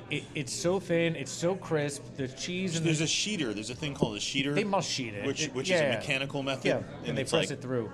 It's so thin. I feel like I don't think a sheeter could get it that thin because the sheeter. Maybe they sheet it and roll it. They might sheet it and then give it a quick kind of roll. Maybe. And then dock it. I'm sure it's docked. There's another place called Frederici's in Freehold, which makes a fantastic pie that's also thin, not as thin as a Pete and Elda's pie, but they do a dock. So they dock it with the holes and they cook it in one of those conveyor ovens. They've been doing it forever. And they ask you if you want a bag or a box when you pick it up because they want it. It's essentially, to me, I'll call that the ultimate bar pie. Cool. It's the thinnest pie that Pete and Elda's is the thinnest pie, but it's barely like a pizza. It's like saying like you ever have like a dosa, like a rice dosa? Yeah. Like at Yeah, an oh, Indian yeah. place? Now imagine comparing that to naan. Like they're similar but Totally different. different. Okay, so oh my God. so that's what I'm the way compar- it's cooked. It's more like a crepe. Exactly, that's what I'm saying. So like crepe. the Pete and Elda's pizza is like a crepe. It's a so crepe. it's so thin. It's barely pizza, but you're gonna crush a The beer and eat essence it. is that you're taking a pancake batter that's like so liquidy. Yes. And just fucking Charring it hard. Cooking Yeah. it really quickly. Quick, fast, and Yeah, crispy. I get it. Right, but that's the difference between that and naan. So Federici's also very thin, probably double the thickness of the Pete and Elda's style I'm talking about. Super thin though, but a great bar pie. They use great cheese, great sauce, and that's a great pie to have also. And that's a classic New Jersey style pie. Interesting. Which is nothing like what we've had. No. I think there's a lot of different styles in New Jersey. I can't say where they come from. Like at least in New Haven, you can be like, New Haven, this is the kind of pie we do with coal oven. I just told you a gas conveyor place, and Pete and Elda's probably just uses normal brick ovens that are gas fired. And then there's great places that do have coal fire that you can get a great coal fired pizza, not a New Haven style, that they're doing like a Neapolitan in a coal oven, and those are delicious I too. really want to know what this Trenton style is like because I've never had it. I've seen photos. They call it a tomato pie. I think the tradition is similar to what we do here, and then I'm wondering if it's more like what we just had. So there's a from place. s- There's a place in Newark that I know I've never been to, that is called I think like Joey's or something tomato pie. It's like dude's name tomato pie. Never been there. Every time I'm in Newark, I'm always eating Portuguese food because they have great Portuguese restaurants. So it's never pizza time when I'm there. Right on. But they have a great tomato pie, and I think that might be a good place to start because I think they've been there forever also. Cool. If you just do like Newark tomato pie, I'm sure it comes right up. Well, if they let me in the state, we'll sure you see. can You know, come we'll in. see what that happens. Don't wear the shirt, and you'll be able to get it. This? Oh no, I have other shirts that says vote for pizza. And, Wear the pizza shirt, and you get right in. Yeah, no, they'll understand. Yeah. They'll let you in at the border. I think one of the fun things is that it's a political battle, but I think ultimately, like, what we're going to do is we're going to generate more business. If people are proud of New Jersey Well, that's pizza, the thing. they're going to go support their pizzerias. But it's pizza. I mean, again, it's pizza. It's the food that everyone eats. Like, Yeah, there's nothing really. We could all sit here and argue about. we could talk about it until the If I want cows to come play, if I home. want to play the New Jersey pizza heel and play, WWF wrestling games, we could argue about why each pizza's better. Yeah. But why, pizza's pizza, man. It's delicious. There's no reason. And you brought me. So you I brought me a whole bag of bagels. I just thought it was nice to bring some This bagels. is amazing. Look at this. It's a dozen bagels. I got a mixed bag, and I mean, I don't know what you want. If someone gives me a dozen bagels, that'll feed me for a long I'm time. gonna go lox hunting now. Yeah, I don't know. Seriously though, I love bagels, and New Haven has a tradition of bagels. So I did not know this at all. so- Lender's Bagels, which introduced the frozen bagels to America, Yes. basically popularizing the bagel in America. We're from New Haven. I didn't know that. In 1927, Harry Lender started the New York Bagel Company. Just called it that. Because it's certainly not a New York bagel, but yeah. Well, the Lender's Bagel was similar. a little smaller. Maybe at the time. Now they're small. Now it's a... No, the frozen bagels are different. Now it's, I don't even know what it is. But they actually started frozen bagels. They were the first ones to do it, and it was a mistake. And they were like, "Oh, whoops! Look at that. The bagel still tastes good." And so they were able to change it. And we grew up with this. We grew up with the Frozen restaurants. bagels are a thing that I've never heard of in New Jersey. You just said frozen bagels. I just said I've never heard of that. Well, they're not because there's so many bagel It's not shops, necessarily for New Jersey people. No, it's for places where you can't get good bagels. It's for where you can't get them, and so that's why. Which is fine. That's why I brought bagels. I was like, I don't know if we got good bagels. We do. I'm sure. We do. I mean, you have good pizza. But we don't have Lender's anymore. So one of the interesting Lender's things did they have a real? You could go get real Lender's bagels. Oh yeah, the bakery was here. Okay, so that's probably and those there was are probably restaurants. fantastic. Now, and that they was made probably, bagel chips. That was probably fantastic. Oh, it was fantastic. To me, Lender's bagel is what I buy in like the bread aisle, and it sucks. It's like a fake bagel. It's for people that want to have the bagel flavor, but it's not going to taste the same. No, of course. Yeah, that's fair. It's like a flavor of a bagel. You want that boiled, density. It's a boiled, dense, glossy bread. So one of the interesting thing is that I'm doing a talk on Lender's Bagel early next month. Exciting. On TasteNewHaven.com. Okay, we'll plug that. That's fun. And what it is, it's a history of Lender's Bagels, and they're still making them. They're not made in New Haven, but the Lender's family is here. And the people who make the bagel, they're actually a baker group. They're a big bakery group that own this, and they want to say, hey, we want to help lend this whole idea of bagels, frozen bagels, or pushing out bagels. Let's get more people to eat it. They said an interesting fact during the pandemic that 6-1 bagels outsold, frozen and refrigerated bagels outsold bread. So therefore, the bagel's on the rise, man. I think it's on the rise, and I think people are looking for more ethnic, exotic foods. I mean, there's some fantastic bagels to be had in New York. There's a couple places that make the big thing in New York, at least. I haven't been in New York in a minute, but when I was there, the big trend that was coming up was the Montreal bagel. Right, because those taking little over dense bagels. the little dense bagels that were brick oven fired, coal oven fired, also, which is a common theme of delicious baked goods. Coal, good for you. Well, they would do wood oven fired. I think the Montreal one's a wood oven. In any event, like a natural fire, and oh man, it's so good. They are really good. So there's a couple places in New Haven that make bagels, besides like a Brugger's, right? So there's this one called Olmo. Okay. That he's making like almost a crust. They're not this. They're not what I would call. I'd call these in New York style. The New Jersey style. That's a I kind of call that thick. It's big. It's a heavy. But it's like a loaf of bread in one thing. Like it's almost too much. It's awesome. Yeah. But we're making smaller ones that are a little bit denser. They're not as dense as the That's Montreal. more what I would want. Yeah. But they're like, oh my god. They cure their own locks. I mean, and they're like killing it. It's called Olmo, and they do a thing with bar. OMO? Where OLOMO. And they're doing a thing with bar. Every Tuesday night, they do the ingredients on a bar pizza. Oh, that's so you get fantastic. that thin crust pizza where they With do the like special ingredients. stuff. Every Tuesday night, this is I like specialty. But they're killing it, and people, they changed their restaurant to a takeout, so it's just bagels now. So I mean, interesting that like most of Connecticut did not know what a bagel was. It's just the cities where like Jewish population lived, and New Haven happened to have a large one, and we were able to export that. And I think that's one of the interesting things about Connecticut is that we are a state of, we're the Yankees, not the Yankees, we're a Yankee state. Right, Yankee type state, right. But we have all this ethnic food that is traditional here. The hamburger, pizza, That burger was bagel. killer. It opened with Good. the burger. It was so good.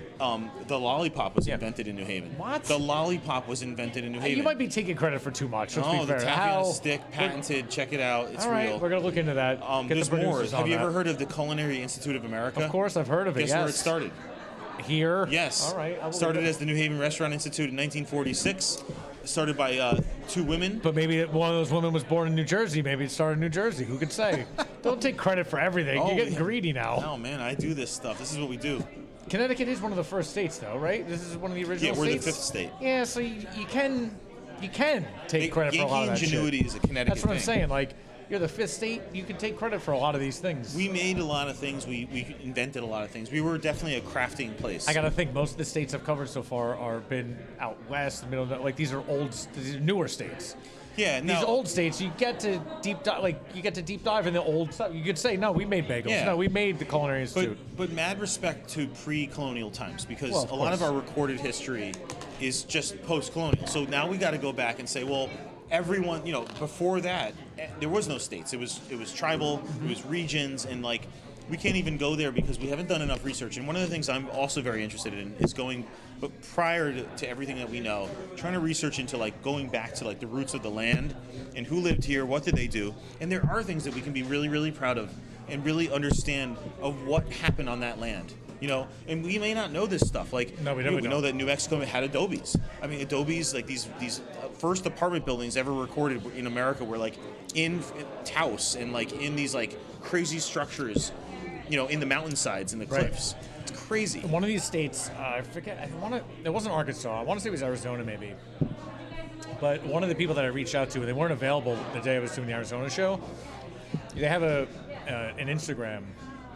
And they have a whole website, a whole group. It's the indigenous people of Arizona that used to live there, you know, before we conquered it, took it, whatever we did, you know, to take Arizona to be our own. And they're all about preserving the original indigenous foods of Arizona and all of the things that are going on there. And I was like, oh man, those are the people I want to talk to. I was like, that sounds amazing. Like, yeah, we know we could get green chili. Like, let's move on. Like, tell me about like what was happening before we ruined your state. They weren't available. That could be a whole nother. Dude, it totally could. It's hard. I think it's harder to talk to those people because I feel, and rightfully so, they're probably very reluctant to just be talking to everyone about, you know, hey, tell me all your stories. You'd like, be surprised. I'm good. You'd be surprised. I mean, they have a community. They're willing to do it. I think the timing didn't work out. I know. I actually think that if you, I would love to hear I those think you could do stories. this if you go the route of like going through a tribal museum, Yeah. for example. Yeah. And going through that, The like, right channels, right? and I feel like they're all about telling the stories. That's what you want to hear. I mean, that's what the idea of like doing the show like this is. No one to reach out to people like you and do this. This is super fun. This is great.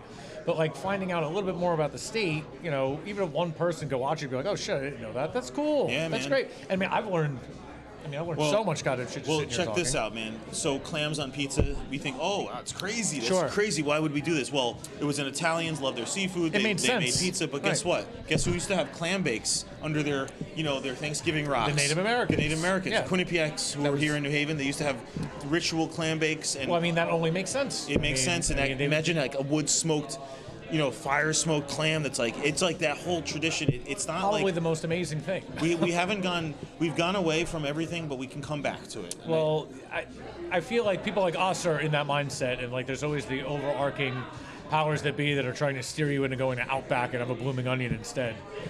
But I think that's part of the algorithm of things. That yeah, it's okay. But I think it's okay. Go have a blooming onion. Just don't do it all the time. Just go have one if you want it. I don't know. I'm not gonna stop you. there's a place for everybody. I mean, Yeah. people might ask like, how could there be a Domino's or a Papa John's in New Haven? And we'd say, well, there's one.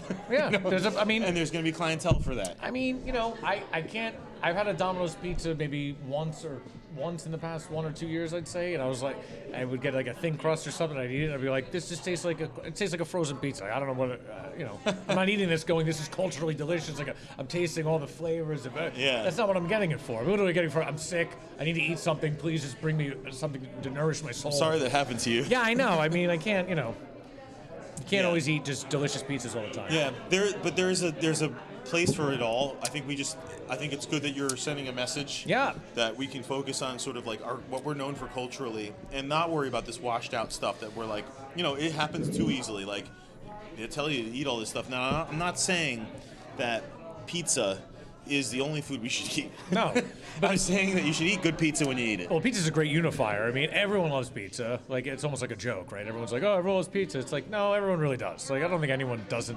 Unless you're celiac, you can't eat that.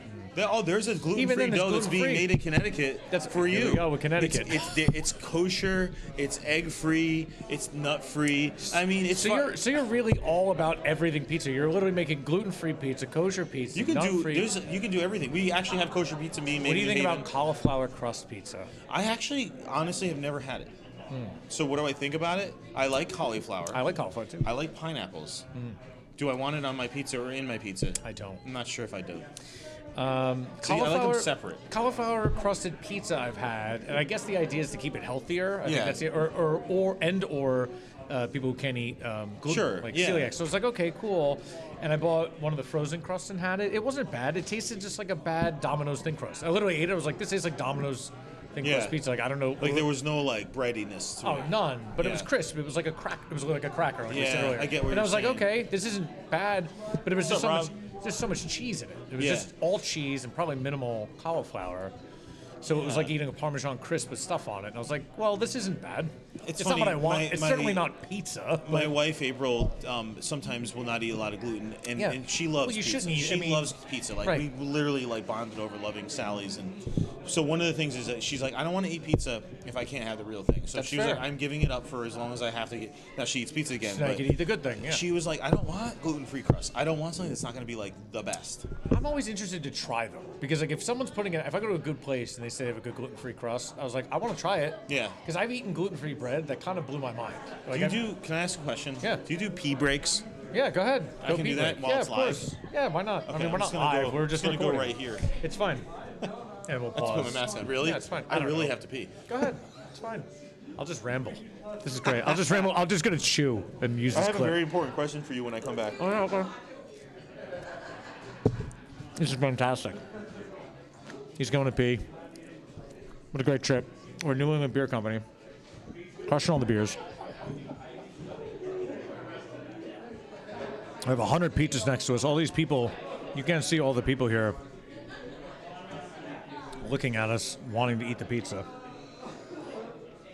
We should definitely give them some pizza. This is super fun. Colin's fantastic. Let me make sure everything's going well here.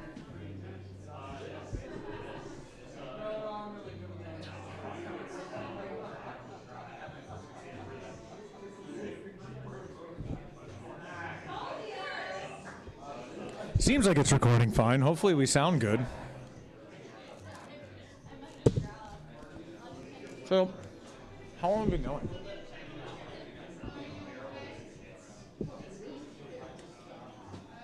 Hour and a half, okay.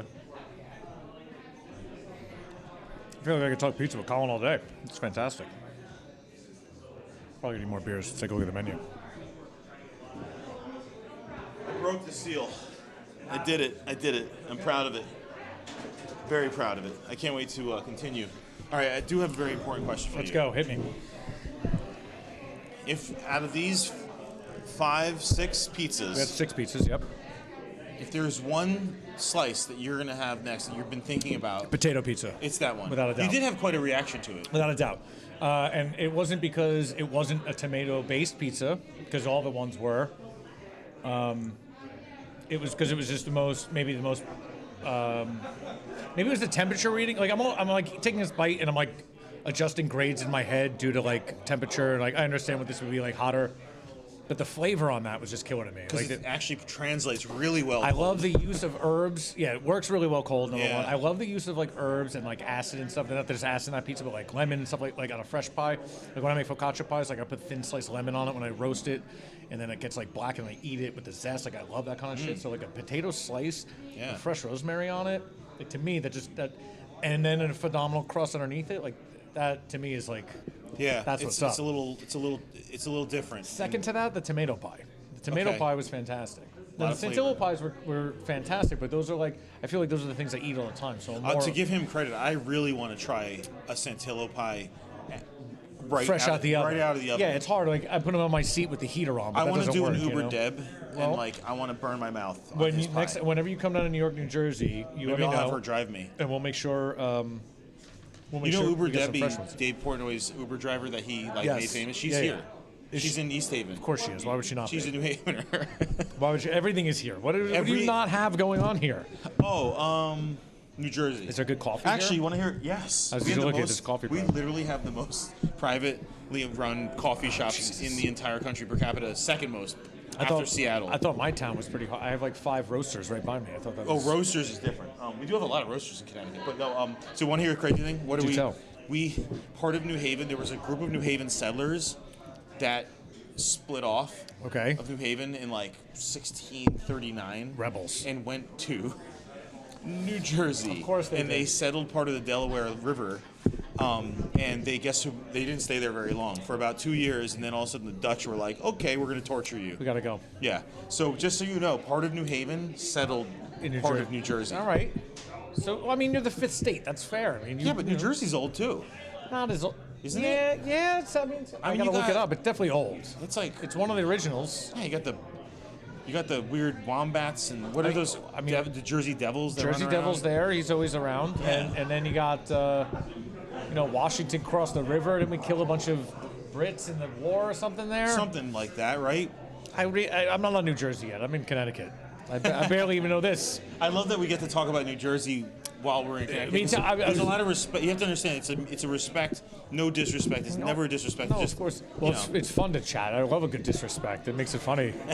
I want to try the David the Lee Northeast. Roth. Only we would have Only that, in the Northeast. So you can only New York, New Jersey, maybe Pennsylvania. They don't even do that. New York and New Jersey, Northeast, you could rip each other and walk away and go, that was great. Yeah. You go to Vermont, they're like, oh, how are you, Why would Bella? you do Come that? on No, in. they don't Let's like that. chop some wood. They don't like to rip each other up there. They don't get sarcasm and humor. Depends which. If you go to Rutland.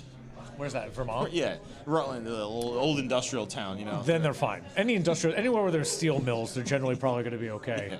So we should do a few more beers. Let's do a couple more beers. What do you mean, Canada now? Well, we're in North Vermont. We are in North Vermont. That's up there. We're in South. Shit. What was that? Oh, that was my bag. Don't worry about All right, cool. As long as it wasn't my gear.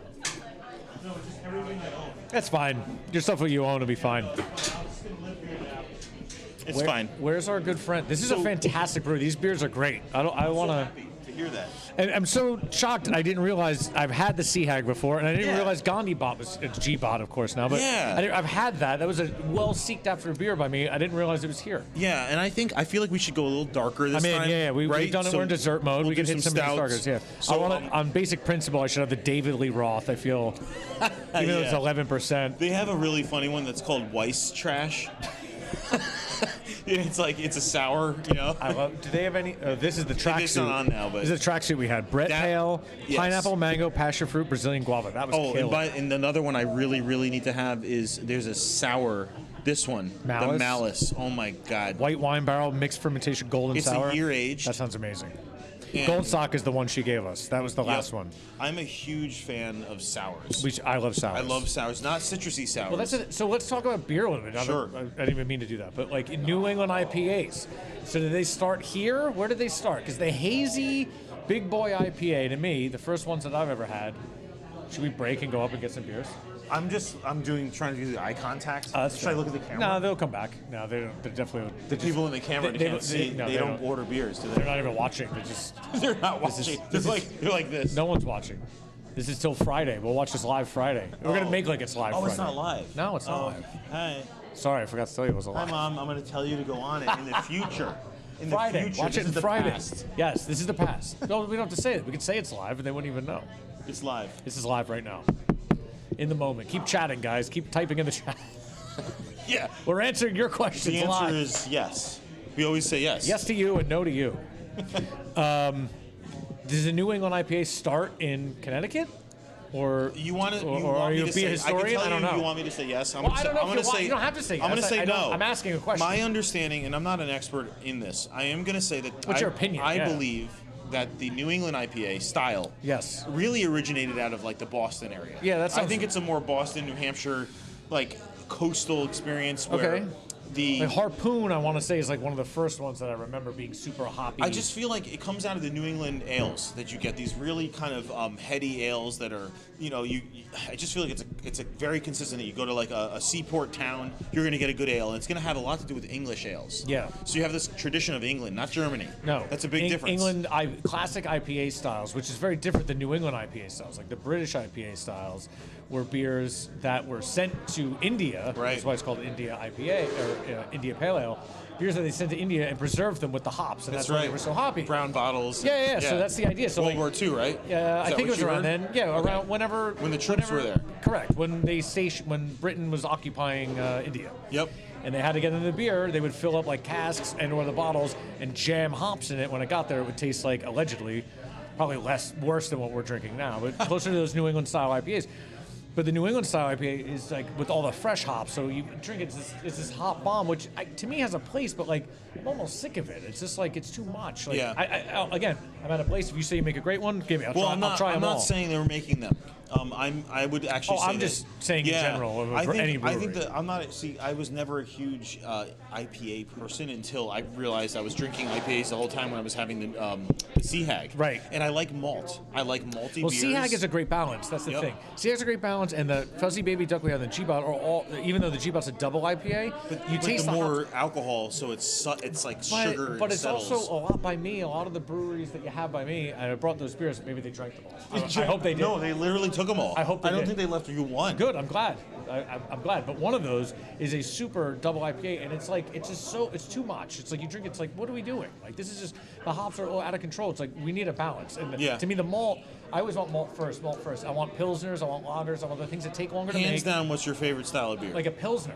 If I'm sitting a light session ale. I want a light session ale. A lager. Sorry. Yes, I want a lager, a pilsner, any kind of light session ale. Is if I'm in a brewery, the first thing I would pick here, I would look at the lowest ABV and go, give me your Helles, and I would try it because to me, one, it's a good test on how you're making a Helles. It's a lager. That takes a lot more time, I know, to brew. It's a lot more effort. It's a lot harder to make that good. It's also simpler, kind of like eating a plain. That's what I'm saying. Pizza. It's just like eating a plain pizza at a place. It's a great judge of character. If you can make that well, I know the rest is going to be great because if this is not good, it's telling me that you're skimping a little bit on your brewing process, which is fine. It's hard to be a brewery. I'm not saying I'm not going to drink at your place, not being a beer snob, but knowing how beer is made, I know that lagers and pilsners and why a lot of places don't make them is because it's difficult to make them. So that's why you don't see them. Yeah. You see a lot of yeasts that are like lager-friendly yeast, but they're actually ale yeasts. Got it. Like Kolsch yeast, like German style yeast that are Kolsch yeast. Kolsch is actually an It's ale actually yeast. an ale yeast, Interesting. so it's not a pilsner yeast, Okay. or a lager yeast, so it doesn't take as long. Like a lager takes a lot longer time, which costs money. Yep. So I get it. Like I get why you don't do that. You're not a 16th century fucking German brew house. I get it. Like you don't have the space. You rented an industrial space. You're making a brewery like any other place, and you got to make some money. I get it. But if you can tell me that you're making one of those very well, that tells me that the rest of your beers are going to be fantastic. So New England is an excellent brewery, and they started out really These beers are focusing on fantastic. the ales, and then now they've obviously introduced some lagers and pilsners. Yeah. They have an Elm City Pilsner they bring back once in a while, so it's like they do a great job. We have a history of brewing that goes back to 1646 in this town. New Haven's been brewing since. Okay, you know who it was? Stephen Goodyear. You're the fifth state. Fifth state. Stephen Goodyear is the progenitor of every Goodyear in America, including Charles Goodyear, the guy that vulcanized rubber. In New Haven, he's the guy who created rubber What tires. haven't you done here in this state? Well, electricity. Okay. That was New Jersey. Edison, we did that. Yeah. However, we had the first telephone. So Wait a minute, I thought Edison did that. No, that was a different guy. The telephone was Alexander Graham Bell, New Jersey. Correct. Also but Jersey. He came to New Haven, and we had the first telephone exchange. Shit. I know, but we're friends. All right, that's But fair. Alexander Graham Bell and George Coy were friends. Well, they were actually the guys that Bell was a professor, and Coy was a telegrapher, and they came here and they made the first telephone system. What about Tesla? Tesla, he was on Long Island. Yeah, isn't he a good guy? He was on Long Island. Yeah. Now he's in Texas. He is. That guy. That's funny. That guy. That Tesla. The new Tesla. Yeah. So I think it's interesting. So the old beer in New Haven was this muddy, murky, high protein. You wouldn't want to drink it. It was probably today we'd be like, oh. Yeah. And the beer they brewed in Egypt back in the day was the same thing. High protein, low alcohol. It would have been like all for the purpose of eating. Well, yeah, that's what I'm saying. There was no finesse. They weren't making a beer to sit and look at a menu and pick your delicious beer. They were making a food product. Right. Now, I always say, I credit Madeline. Here she comes. Hi. You're the star. Hold on. She's going to come over. Madeline, please help us. Please. Right. We're interviewing you. We need We're going to interview. style. We've had some fantastic beers. We have to move on to, yes, the Malice. Definitely want to try the Malice. This is excellent. That was aged for a year in wine barrels, and it's a really good sour. We're going to need two more. What do you think? Two of those, I mean, it seems natural to move towards stout, Yes. so I would Yes. start light. I would go for the Cool Beans, which are really good coffee oatmeal stout, and the Coconut Joy. Sold. Thank you. Did you try any of those beers I I'll brought? take two. Why not? Are they back there? I think someone did try them, so I can, Are they alive? It's from New Jersey. I'm going to try them. Okay. And if someone already tried them, I'll have them come here for an interview. See what they thought. just want to know what they think, that's all. They don't have to say. I'm just Thank you. Awesome. Fantastic. So, all right. So, the early beer, I think you've got to credit Germans for Oh, of kind course. of obviously refining what beer is. And Yes. When They beer probably came- turned it from food product into beers we know it, I monks, guess. you know. Yeah. But like, let's let's go back. Like New Haven history, like really when the Germans came here, it's like another immigrant group. Okay. They brought the lager beers. They weren't doing lager in New Haven. They were doing like these kind of like murky ales. There's a place that was called Holes. It was the only brewery in Connecticut for like 30, 40 years. Okay. And like another business person reestablished the name. So we now have a Holes beer again, but Holes was like a HOLES. HULLS. Oh, So Holes. Whole Brewing Company. Okay. They were like Connecticut's brewery and the only one that was brewing beer here for like 30 years, from the 1950s to the 70s when they had a big fire and closed down. And so In New Haven. In New Haven. It was brewed in New Haven. Literally their water was tapped from 150 feet below the surface. They had like 50 wells. Like Tap the Rockies, but You know what tap it New was? Haven. They said that it was an aquifer that came down from Canada and Vermont and pooled and they tapped underneath into New it? Haven sitting on top of clay. How would they know that then? They freaking studied this. Okay. You know? This Someone is did. Stratographers. Yeah. Uh, I mean, if you have that Earth knowledge. science, my man. Yeah, I mean, science. I believe in it. Science. It's I'm real. into science. But the thing is like that water was so pure they didn't have to do anything to it. It was perfect for lager Right. beer. We actually have, so one of the things with water, when you talk about pizza, you talk about beer. Water comes up with pizza a lot. You got to talk about water. Now, I'm not saying that you can't make great beer with bad water. I'm not saying that you can't make great pizza with bad water. And when I mean bad, I mean water that's different difficult. than a good place. Let's say it's difficult. Yeah. It's harder to work. Well, pH is usually the thing that's the issue. pH. It's also, I think, salt. Chlorine and salt content. But Yeah, you could adjust all those salinity. things. You could take your water and adjust it. You can. You could add a filter system and make your water kind of be whatever you want it to be. Totally. Right? So I don't buy the water makes New York pizza great. You just have to change things a I think little it's bit. bullshit. Yeah, I think that is. Whenever I go to California or something, they're like, "Here's the best pizza we have." It's like, yeah, all right, it's great. California, it's a different vibe. And they're like, "Well, we just can't make it out here because of the water." Like, I've heard people who live in New York out there say that, and I go, "No, that." You're just not trying hard I was like, enough. "That's not a good excuse, man." I Yeah. was like, "You could take a pint of the water and make a filter and add chemical. You could easily make New York water here. It's not that hard." And adjust. You could adjust it. Yeah, there's not that much stuff. Make adjustments. Ooh. Cool beans, the cocoa. Thank you. It's hard to get enough foam in a plastic cup. It's okay. It doesn't. It won't translate And the to malice. the population out. Do you need a slice of pizza? Because there's a lot of pizza just going bad here. That was a whole pie. Oh, these guys. Indulge in. Yeah, it was good. Who's better? Who's better than this guy?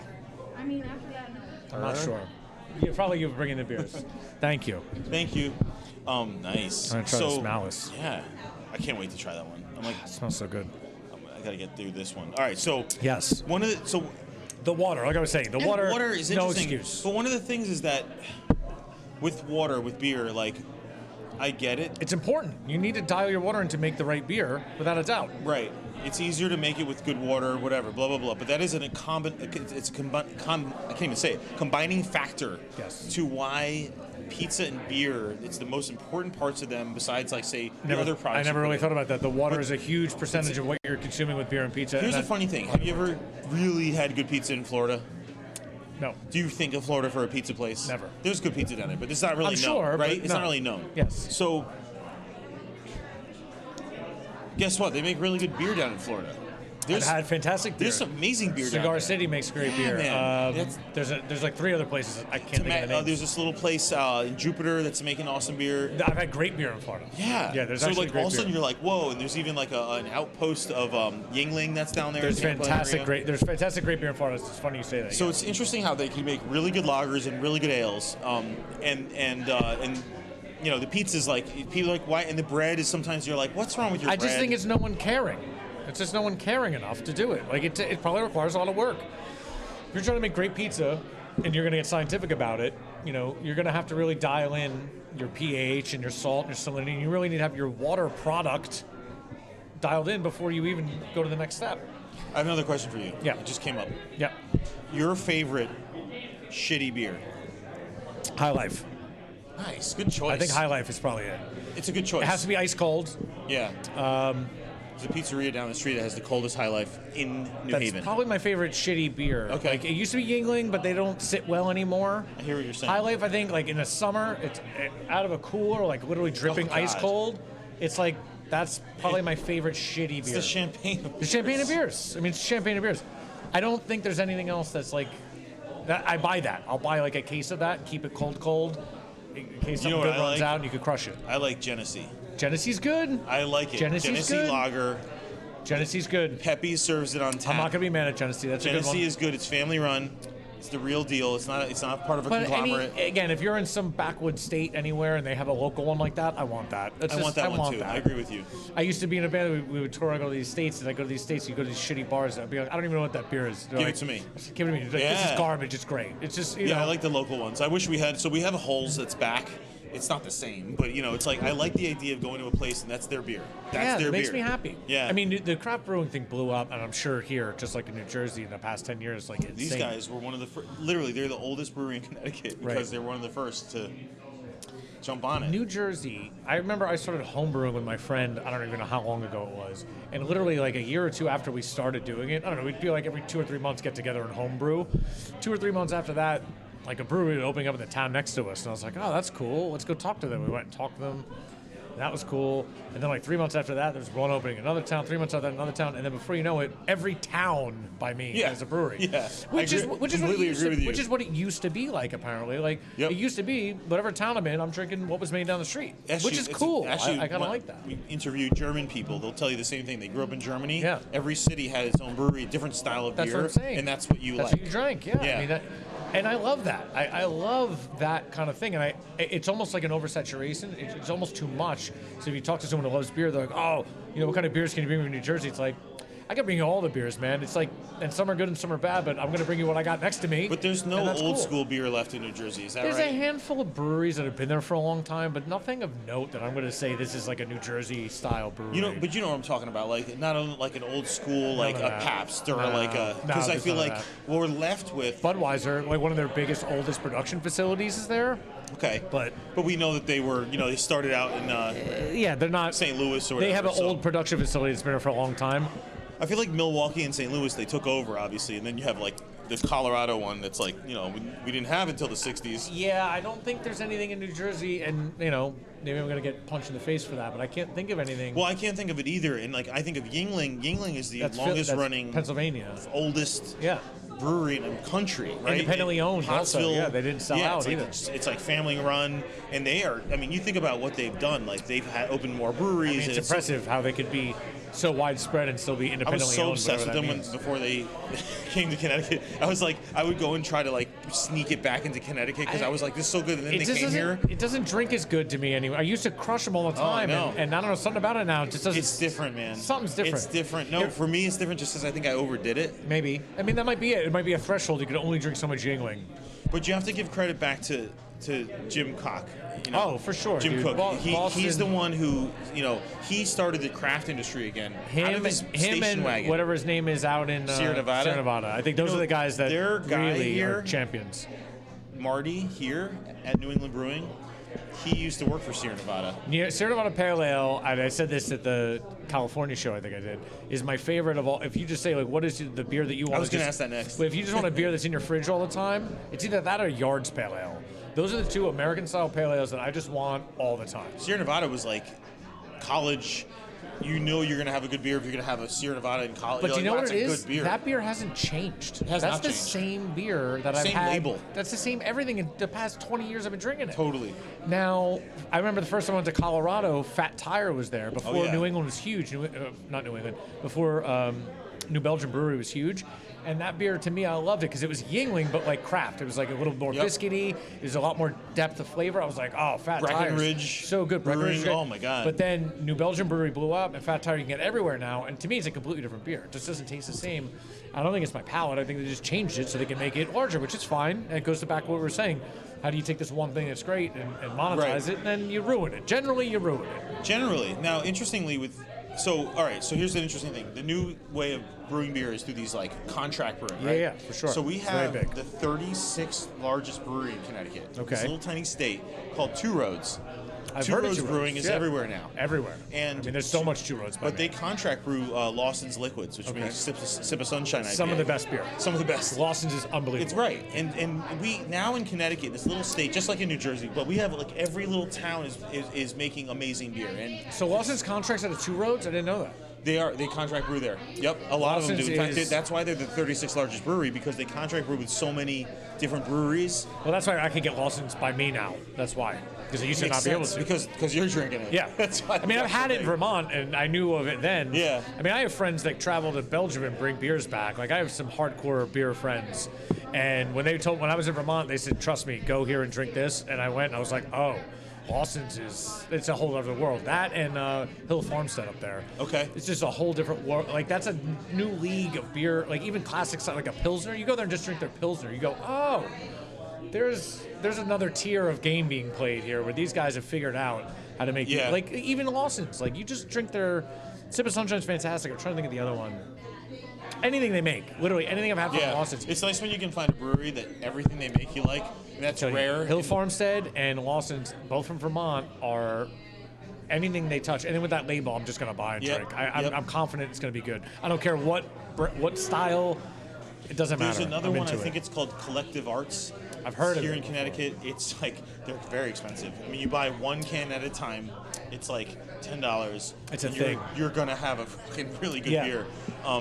But it's one of those things where I love that the craft beer industry has like kind of come back into states. Yeah. Anyone can do it. You know, my friends who started, a friend of mine, who they ran restaurants here, they still run them. Right. He started in his closet, you know, and how most do, now yeah. he runs oh my god, what's it called, Black Hog Brewing, which is like awesome. They're going to move closer to New Haven. Nice. They're making a great beer. They've already won awards at the international contest. So it's like they're doing brown ales, granola brown, stouts, you name it.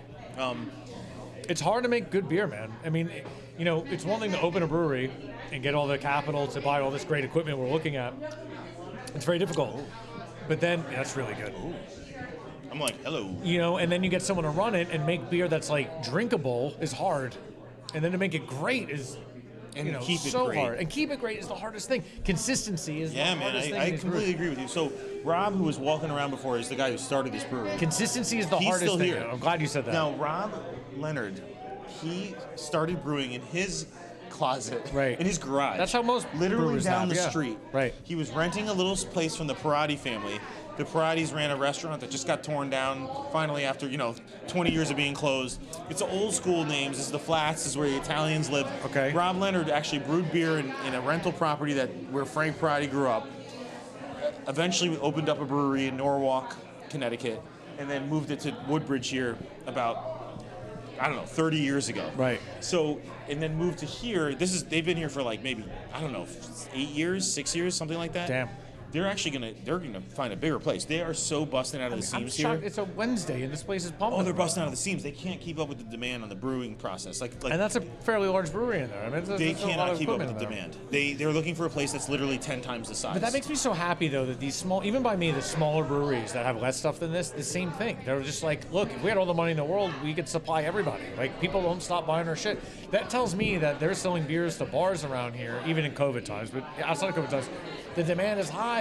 You know, people walk into a bar and they see a Coors tap or a Bud tap and local taps. People are more leaning on the local Absolutely. stuff. There's that such makes a me so happy. support. There's Makes me such a happy. support for local. Even if it's a shittier beer, if I drink it, I don't like that. I'm gonna drink 2 of those instead of having I'd something rather. else. I would. You know, it's fresher. Yes, of course it's the fresher. The old holes. It just the means old it wasn't days- made like in a way you like. It's fine. It's I still know. good. Definitely But better. In the old days, holes was it was like 10 cents for whatever. Right. And it was like they would always say it was like brewery fresh. That was like their logo, their slogan. But you know what? People who told you I was like, what did holes taste like? Right. They'd be like, tasted like Schlitz. Yeah. And they're Yeah. it was not very good. They weren't trying to make some kind of craft thing. They were just trying to make the beer. Yeah, and They- you know what? I would like kill Yeah, I to would go love back. to You know try what? that. Crazy Do you know how happened good to it us probably though. I collect those old beer bottles. Cans, right. Cans and bottles. I had a 1940s Holes bottle full of beer that had never been opened. You don't want that. Did you try it? Kind of did. No, I wanted to try it. No, I would Why never not? open it. If Why I not? had 2 of them, I would. Why would you not open it? Well, I was gonna, and Put it in one the day, cooler and and have drink it. somebody do some scientific experiments on it and all this stuff. And then my it was sitting on top of my cabinets, and they all fell down. I lost all my. So you should have drank it. I You lost fucked up. all my brewery. No, my whole kitchen smelled like old beer. So I probably smelled tastes it. like I garbage, to be smelled it. fair. Yeah, it's it's probably- really smelled bad. Yeah, you don't want old beer, No, especially that no kind of way beer. you don't want old especially beer. that kind of beer. Like No way. you maybe this 12% stout beer we're gonna have, you could age, but like wine, you don't want to take low ABV beers and age them. Oh, I've had fun with wine. Old wine, you could never know. It's like a gamble. You're like, is it gonna be good? I mean, I've had ancient wines that are fantastic and ones that taste like cat piss. I mean, they're not great, but You're like, is that all cork? yeah, I don't know what's happening here. Let's drink it. It's fine. We're classy. Absolutely. Keep it classy, New Jersey. This is I mean, this Connecticut. mixed fermentation golden sour in white wine barrels. This is really good. This is really good. This is it's not a Flemish. It's still citrusy. Definitely not a Flemish. I love Flemish red ales. me I'm too. A huge If I'm gonna drink those though, I feel like that's all I want all night. Like I can't go back and forth. They're, like the Yeah, I hear acidity, you. the acidity of them is like so high that I think once my stomach adjusts to it, it's like let's just drink Well, this I all could night. There's Rodenbach on love tap, Rodenbach. downtown at a bar, a Belgian bar. It's Rodenbach on tap. I love that. There's a place in Florida where I have a business in Sanford, Florida. Okay. It's a great foodie city. If you want to interview a guy Where's in Florida. Sanford? It's near Orlando. Okay. If you want to interview a guy in Florida, I mean, I gotta get to Florida sometime. I'll do it. Yeah, sure. Even though I'm not from there, I'll just double down on a bunch of Let's states. just go fly down there. We'll do it down there. We'll no, make we like are. you're from we there. actually have a business trip down there. It's like $10 to fly there now. Oh, so really? That's cheap as hell to get to Florida. So- Orlando, especially. So there's a Belgian bar there that has Duchesse de Bourgogne there, like on tap. You can just get it poured into a glass as much as you want, and that is like Monk's me and Cafe my in wife Philly and I- used to be oh, like that's, that. oh, I've heard of that one. They used They're to bring it in. I think they're not there anymore. No. I don't think they made it. Yeah, I feel like the guy Sadly, I who opened don't the think one they made it. the guy who opened the one in Sanford used to work at Monk's Cafe. Yeah, probably. And 'cause then that- came down to Florida. You only have that if you have Monk's experience. Yeah. probably. That place was one of the first places that my friend who goes to Belgium all the time brings back all the delicious beers. He said, when you go to Philly, you got to go to Monk's. I didn't know anything about Belgian beers at the time. I was like, huh? He said, trust me. And you go and you're like, what? You're like, Lambic, that's just the sweet candy beer. And then you drink a real Lambic. You're like, oh, that's just nothing to do with sweet candy beer. This is delicious, sour, beautiful goodness. It's so good. It's the like best. cherry juice, and sometimes it's like so good. the And it's a low ABV. They just you could drink that all day. Absolutely. It's like 4 or 5%. You can just drink those and not get all rocked up. eat some salty stuff with Yeah, it. You're mussels. good. They just love Yeah. dirty mussels, Yeah, blue cheese, frites. palm frites. Yep. It's good stuff. I mean, I get that lifestyle. I completely get it. I See, would here, love to just live that here in New lifestyle. Haven, it's generally speaking, traditionally it would be a lager pizza festival. That's what we would do back in the day. It would be lager. Can't just be seafood and Belgian beers everywhere. I mean, you It need a place cannot that be. has that. Yeah. Even in Italy, it's not all pizza everywhere. No, like oh, when I've no. been, I've only spent a little bit of time in Italy, but when I went around, yeah, there's pizza, but they don't really give a shit about pizza in Italy. You know what it is? Pizza's one of the plates. You got your antipasto. It's one of you the got- many things. Yeah, you got your ensalada. It's you got usually your a snack. pizza. It you seems got to your me- protein. Where I was, if you're in Rome, of course there's pizza everywhere because it's touristville. Once you get out of there, it's more of a snack or like a midday. If you're hungry, go get a piece or something. Or if you're in a Neapolitan zone, you get a whole pie. That's your dinner. But that's kind of rare. You know, in Italy, it's just not. You do a pasta dish. You You have eat a pizza, pasta maybe course, a little bit of veggie pizza, course, a but- meat course. You course it out. A pizza is not uncommon, but it's not like everything. Dinner is a huge meal in Italy. Dinner is everything. And it's definitely later, and they take a nap beforehand. Yes. And there's a reason why. You have a light lunch and you take a nap. I'll never get. When I was in Italy, I spent time in Rome, and then my friend's family was out in the middle, like 3 hours outside of Rome, in a mountain town, and I went and hung out with them for like weeks at a time. And like the first couple nights I was there, it's like old skiing town or something in the off season. And no one spoke English but me and him and my friends that were there, and all of his family did not speak English. So I don't know. It was the afternoon. Have a couple beverages throughout the day. So like 2-3 o'clock rolls around. He's like, all right, we're gonna take a nap. I was like, I'm not ready for a nap. I'm gonna go out. And he's like, where are you gonna go? I was like, well, I'm just gonna walk around. He's like, all right, see you when you get back. Here's the keys. It's like, oh, cool. I'm gonna walk around. And you walk around at 3 o'clock anywhere in Italy, It's closed. nothing It's is closed. open. Yeah. I was like, I'm gonna go shop. I'm gonna go buy some gifts. No, They're sleeping. you. They're sleeping. It's like you might as well be 2 a.m. Yeah, you feel like you're at midnight. Yeah, you're like It is, you're like everything hello. is everything is locked, shut down. There's not even one person on the street. I walked around like this. I was like, oh, I'll go to the supermarket maybe and just buy some beers and bring it back. No, everything is closed It's for an 2 to 3 amazing hours. cultural thing. They feel the same way at 2 a.m. here in America. It's When true. they show up at 2 a.m., they're like, "Where is everybody?" It's unbelievable, and I didn't realize that it was so like it's built into their culture. Everyone, Yeah. that's just how they Yeah, roll. in Spain it's a siesta. There, it's it's just But I love it. They wake up. We got our morning shift. You need shit. Come in pre-noon. I'm going home for lunch. Yep. See you at 5 or 6 Oh, for an they'll have hour a or 2. 3-hour lunch. Oh, of course. And then I'll see you at 5 or 6 for an hour or 2 of business, and then we're gonna go home for dinner. Yep. And then they work though. There's always the late night work though. So it's so interesting how they'll be open. late night they'll hustle is- They'll open up at like 6, stay open till like 8. but drink into the night and do the work while they drink. They don't get drunk. It's so interesting. No, they don't get drunk. And I made the mistake of when I was in Italy telling them I didn't like grappa, and then they started bringing out all the grappa, and I still don't like it.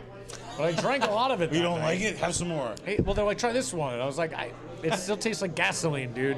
It's not for me. I kind of like it. Again, I don't like Scotch either. I like bourbon. I like Irish whiskeys. I could get into all the versions of that, but something about Scotch, all of the ranges of it, the peaty ones and the not peaty ones, I don't know, something about the process to me just doesn't jive. But I'll always try it. If someone's like, here's a good one, I'm not like disgusted by it. I'll always try it. What's your feeling on Tullamore Dew? Not Scotch. I haven't had Tully in quite some time. See, so I can't say. find that Tully is like a nectar. People do shots of it, but I'm like, wait.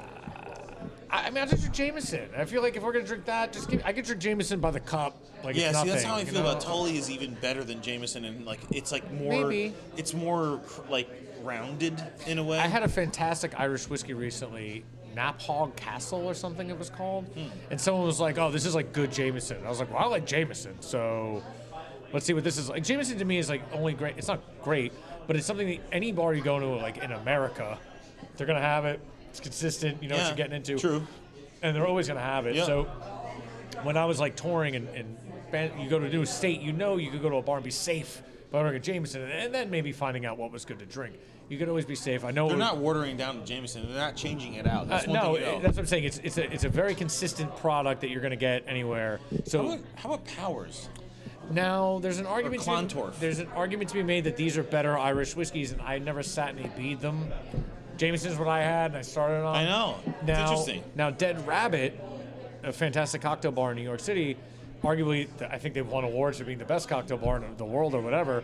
They make an Irish coffee, and I've had it many times. It's really, really good. They use Powers whiskey. They don't use Jameson. Powers Jameson is not there at all. They only Powers is the shit. I think that goes back to like the Protestant Catholic Irish argument fights, and I don't know all that history, but I know there's that thing.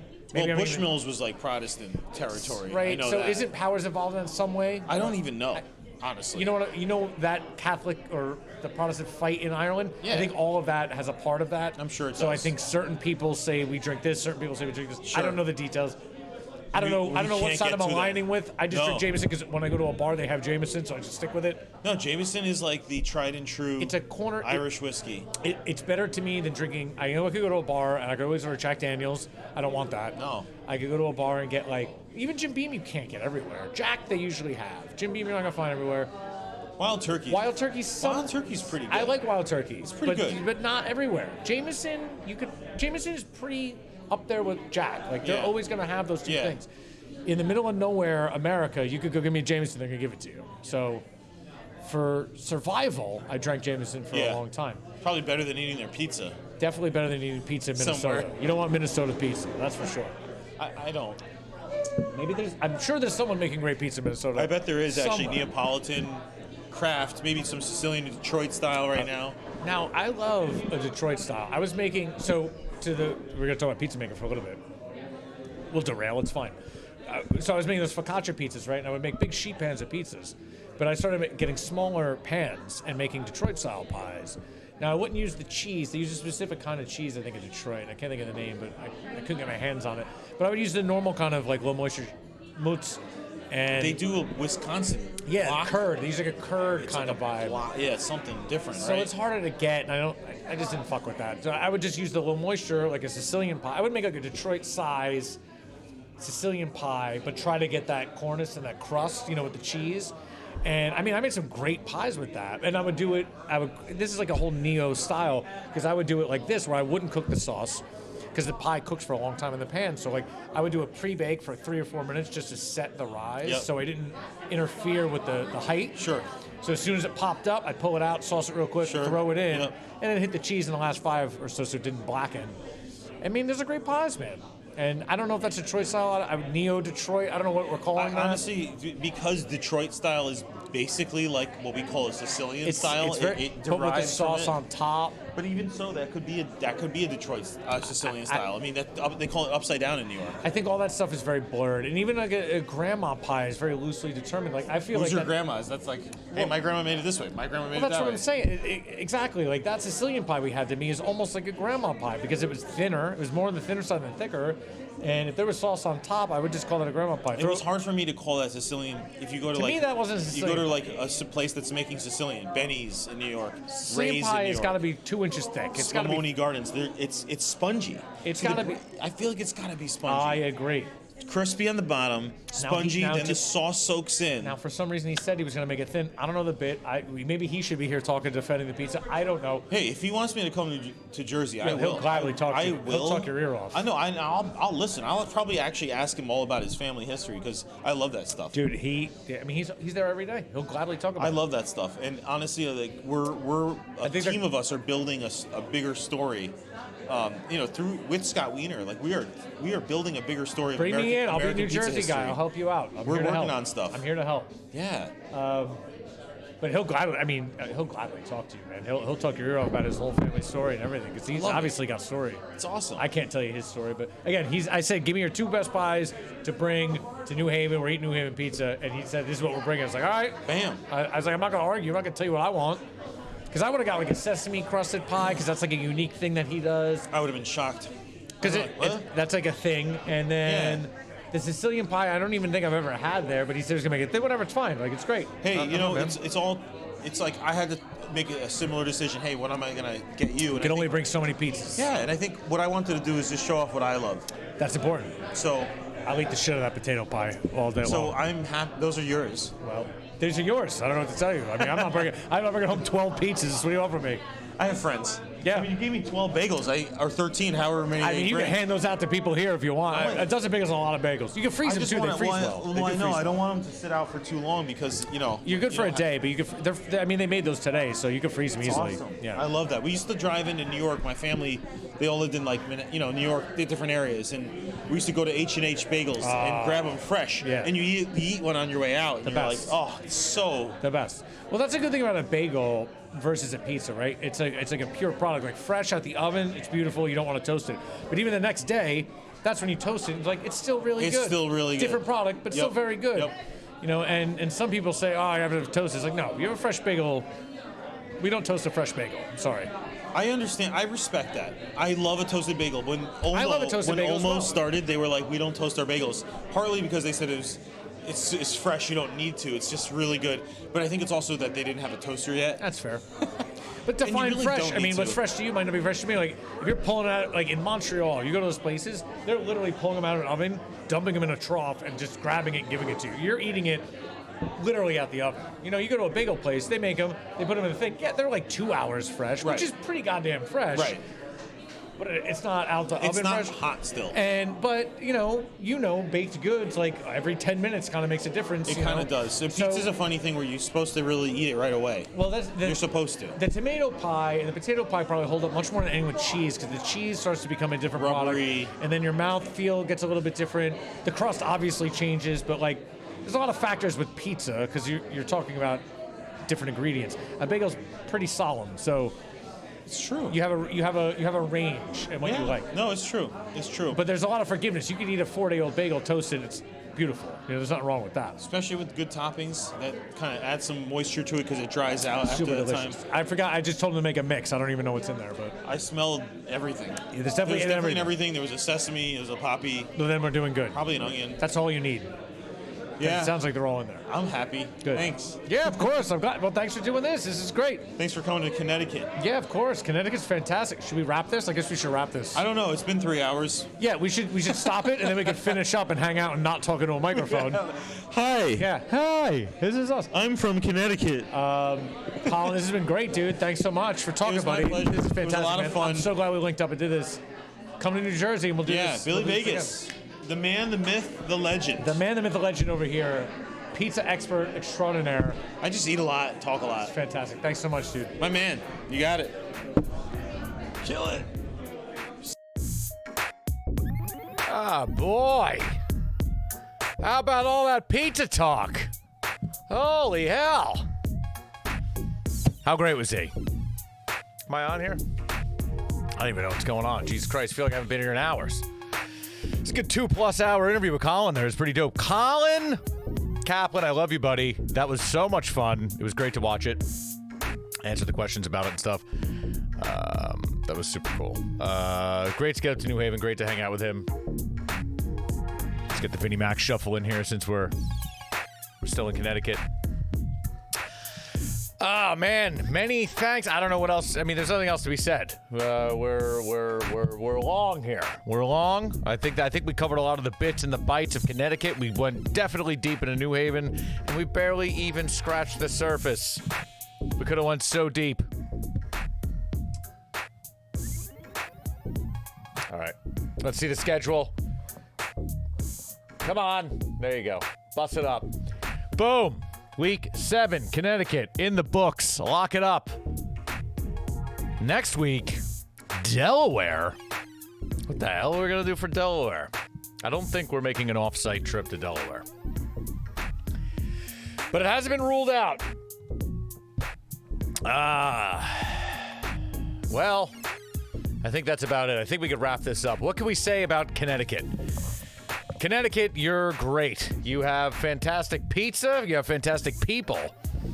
Big cities, big differentials. You got the richest of the rich and the poorest of the poor.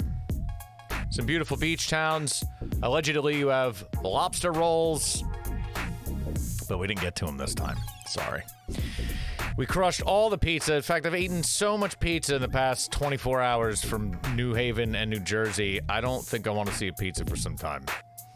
I don't want to hear about pizza. I don't want to talk about pizza. It's too much. Connecticut, you're doing it. You're killing it. You're thriving. Everyone loves you.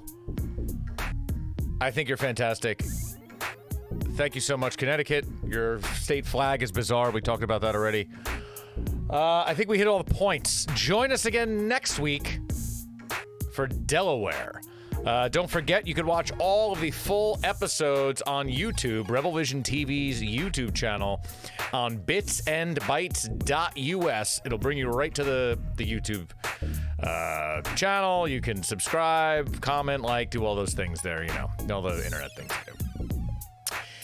So that's that. Thanks for joining everybody who's here. Thanks for your subs. Thanks for the chats. Thanks for the bands. Thanks for the rants.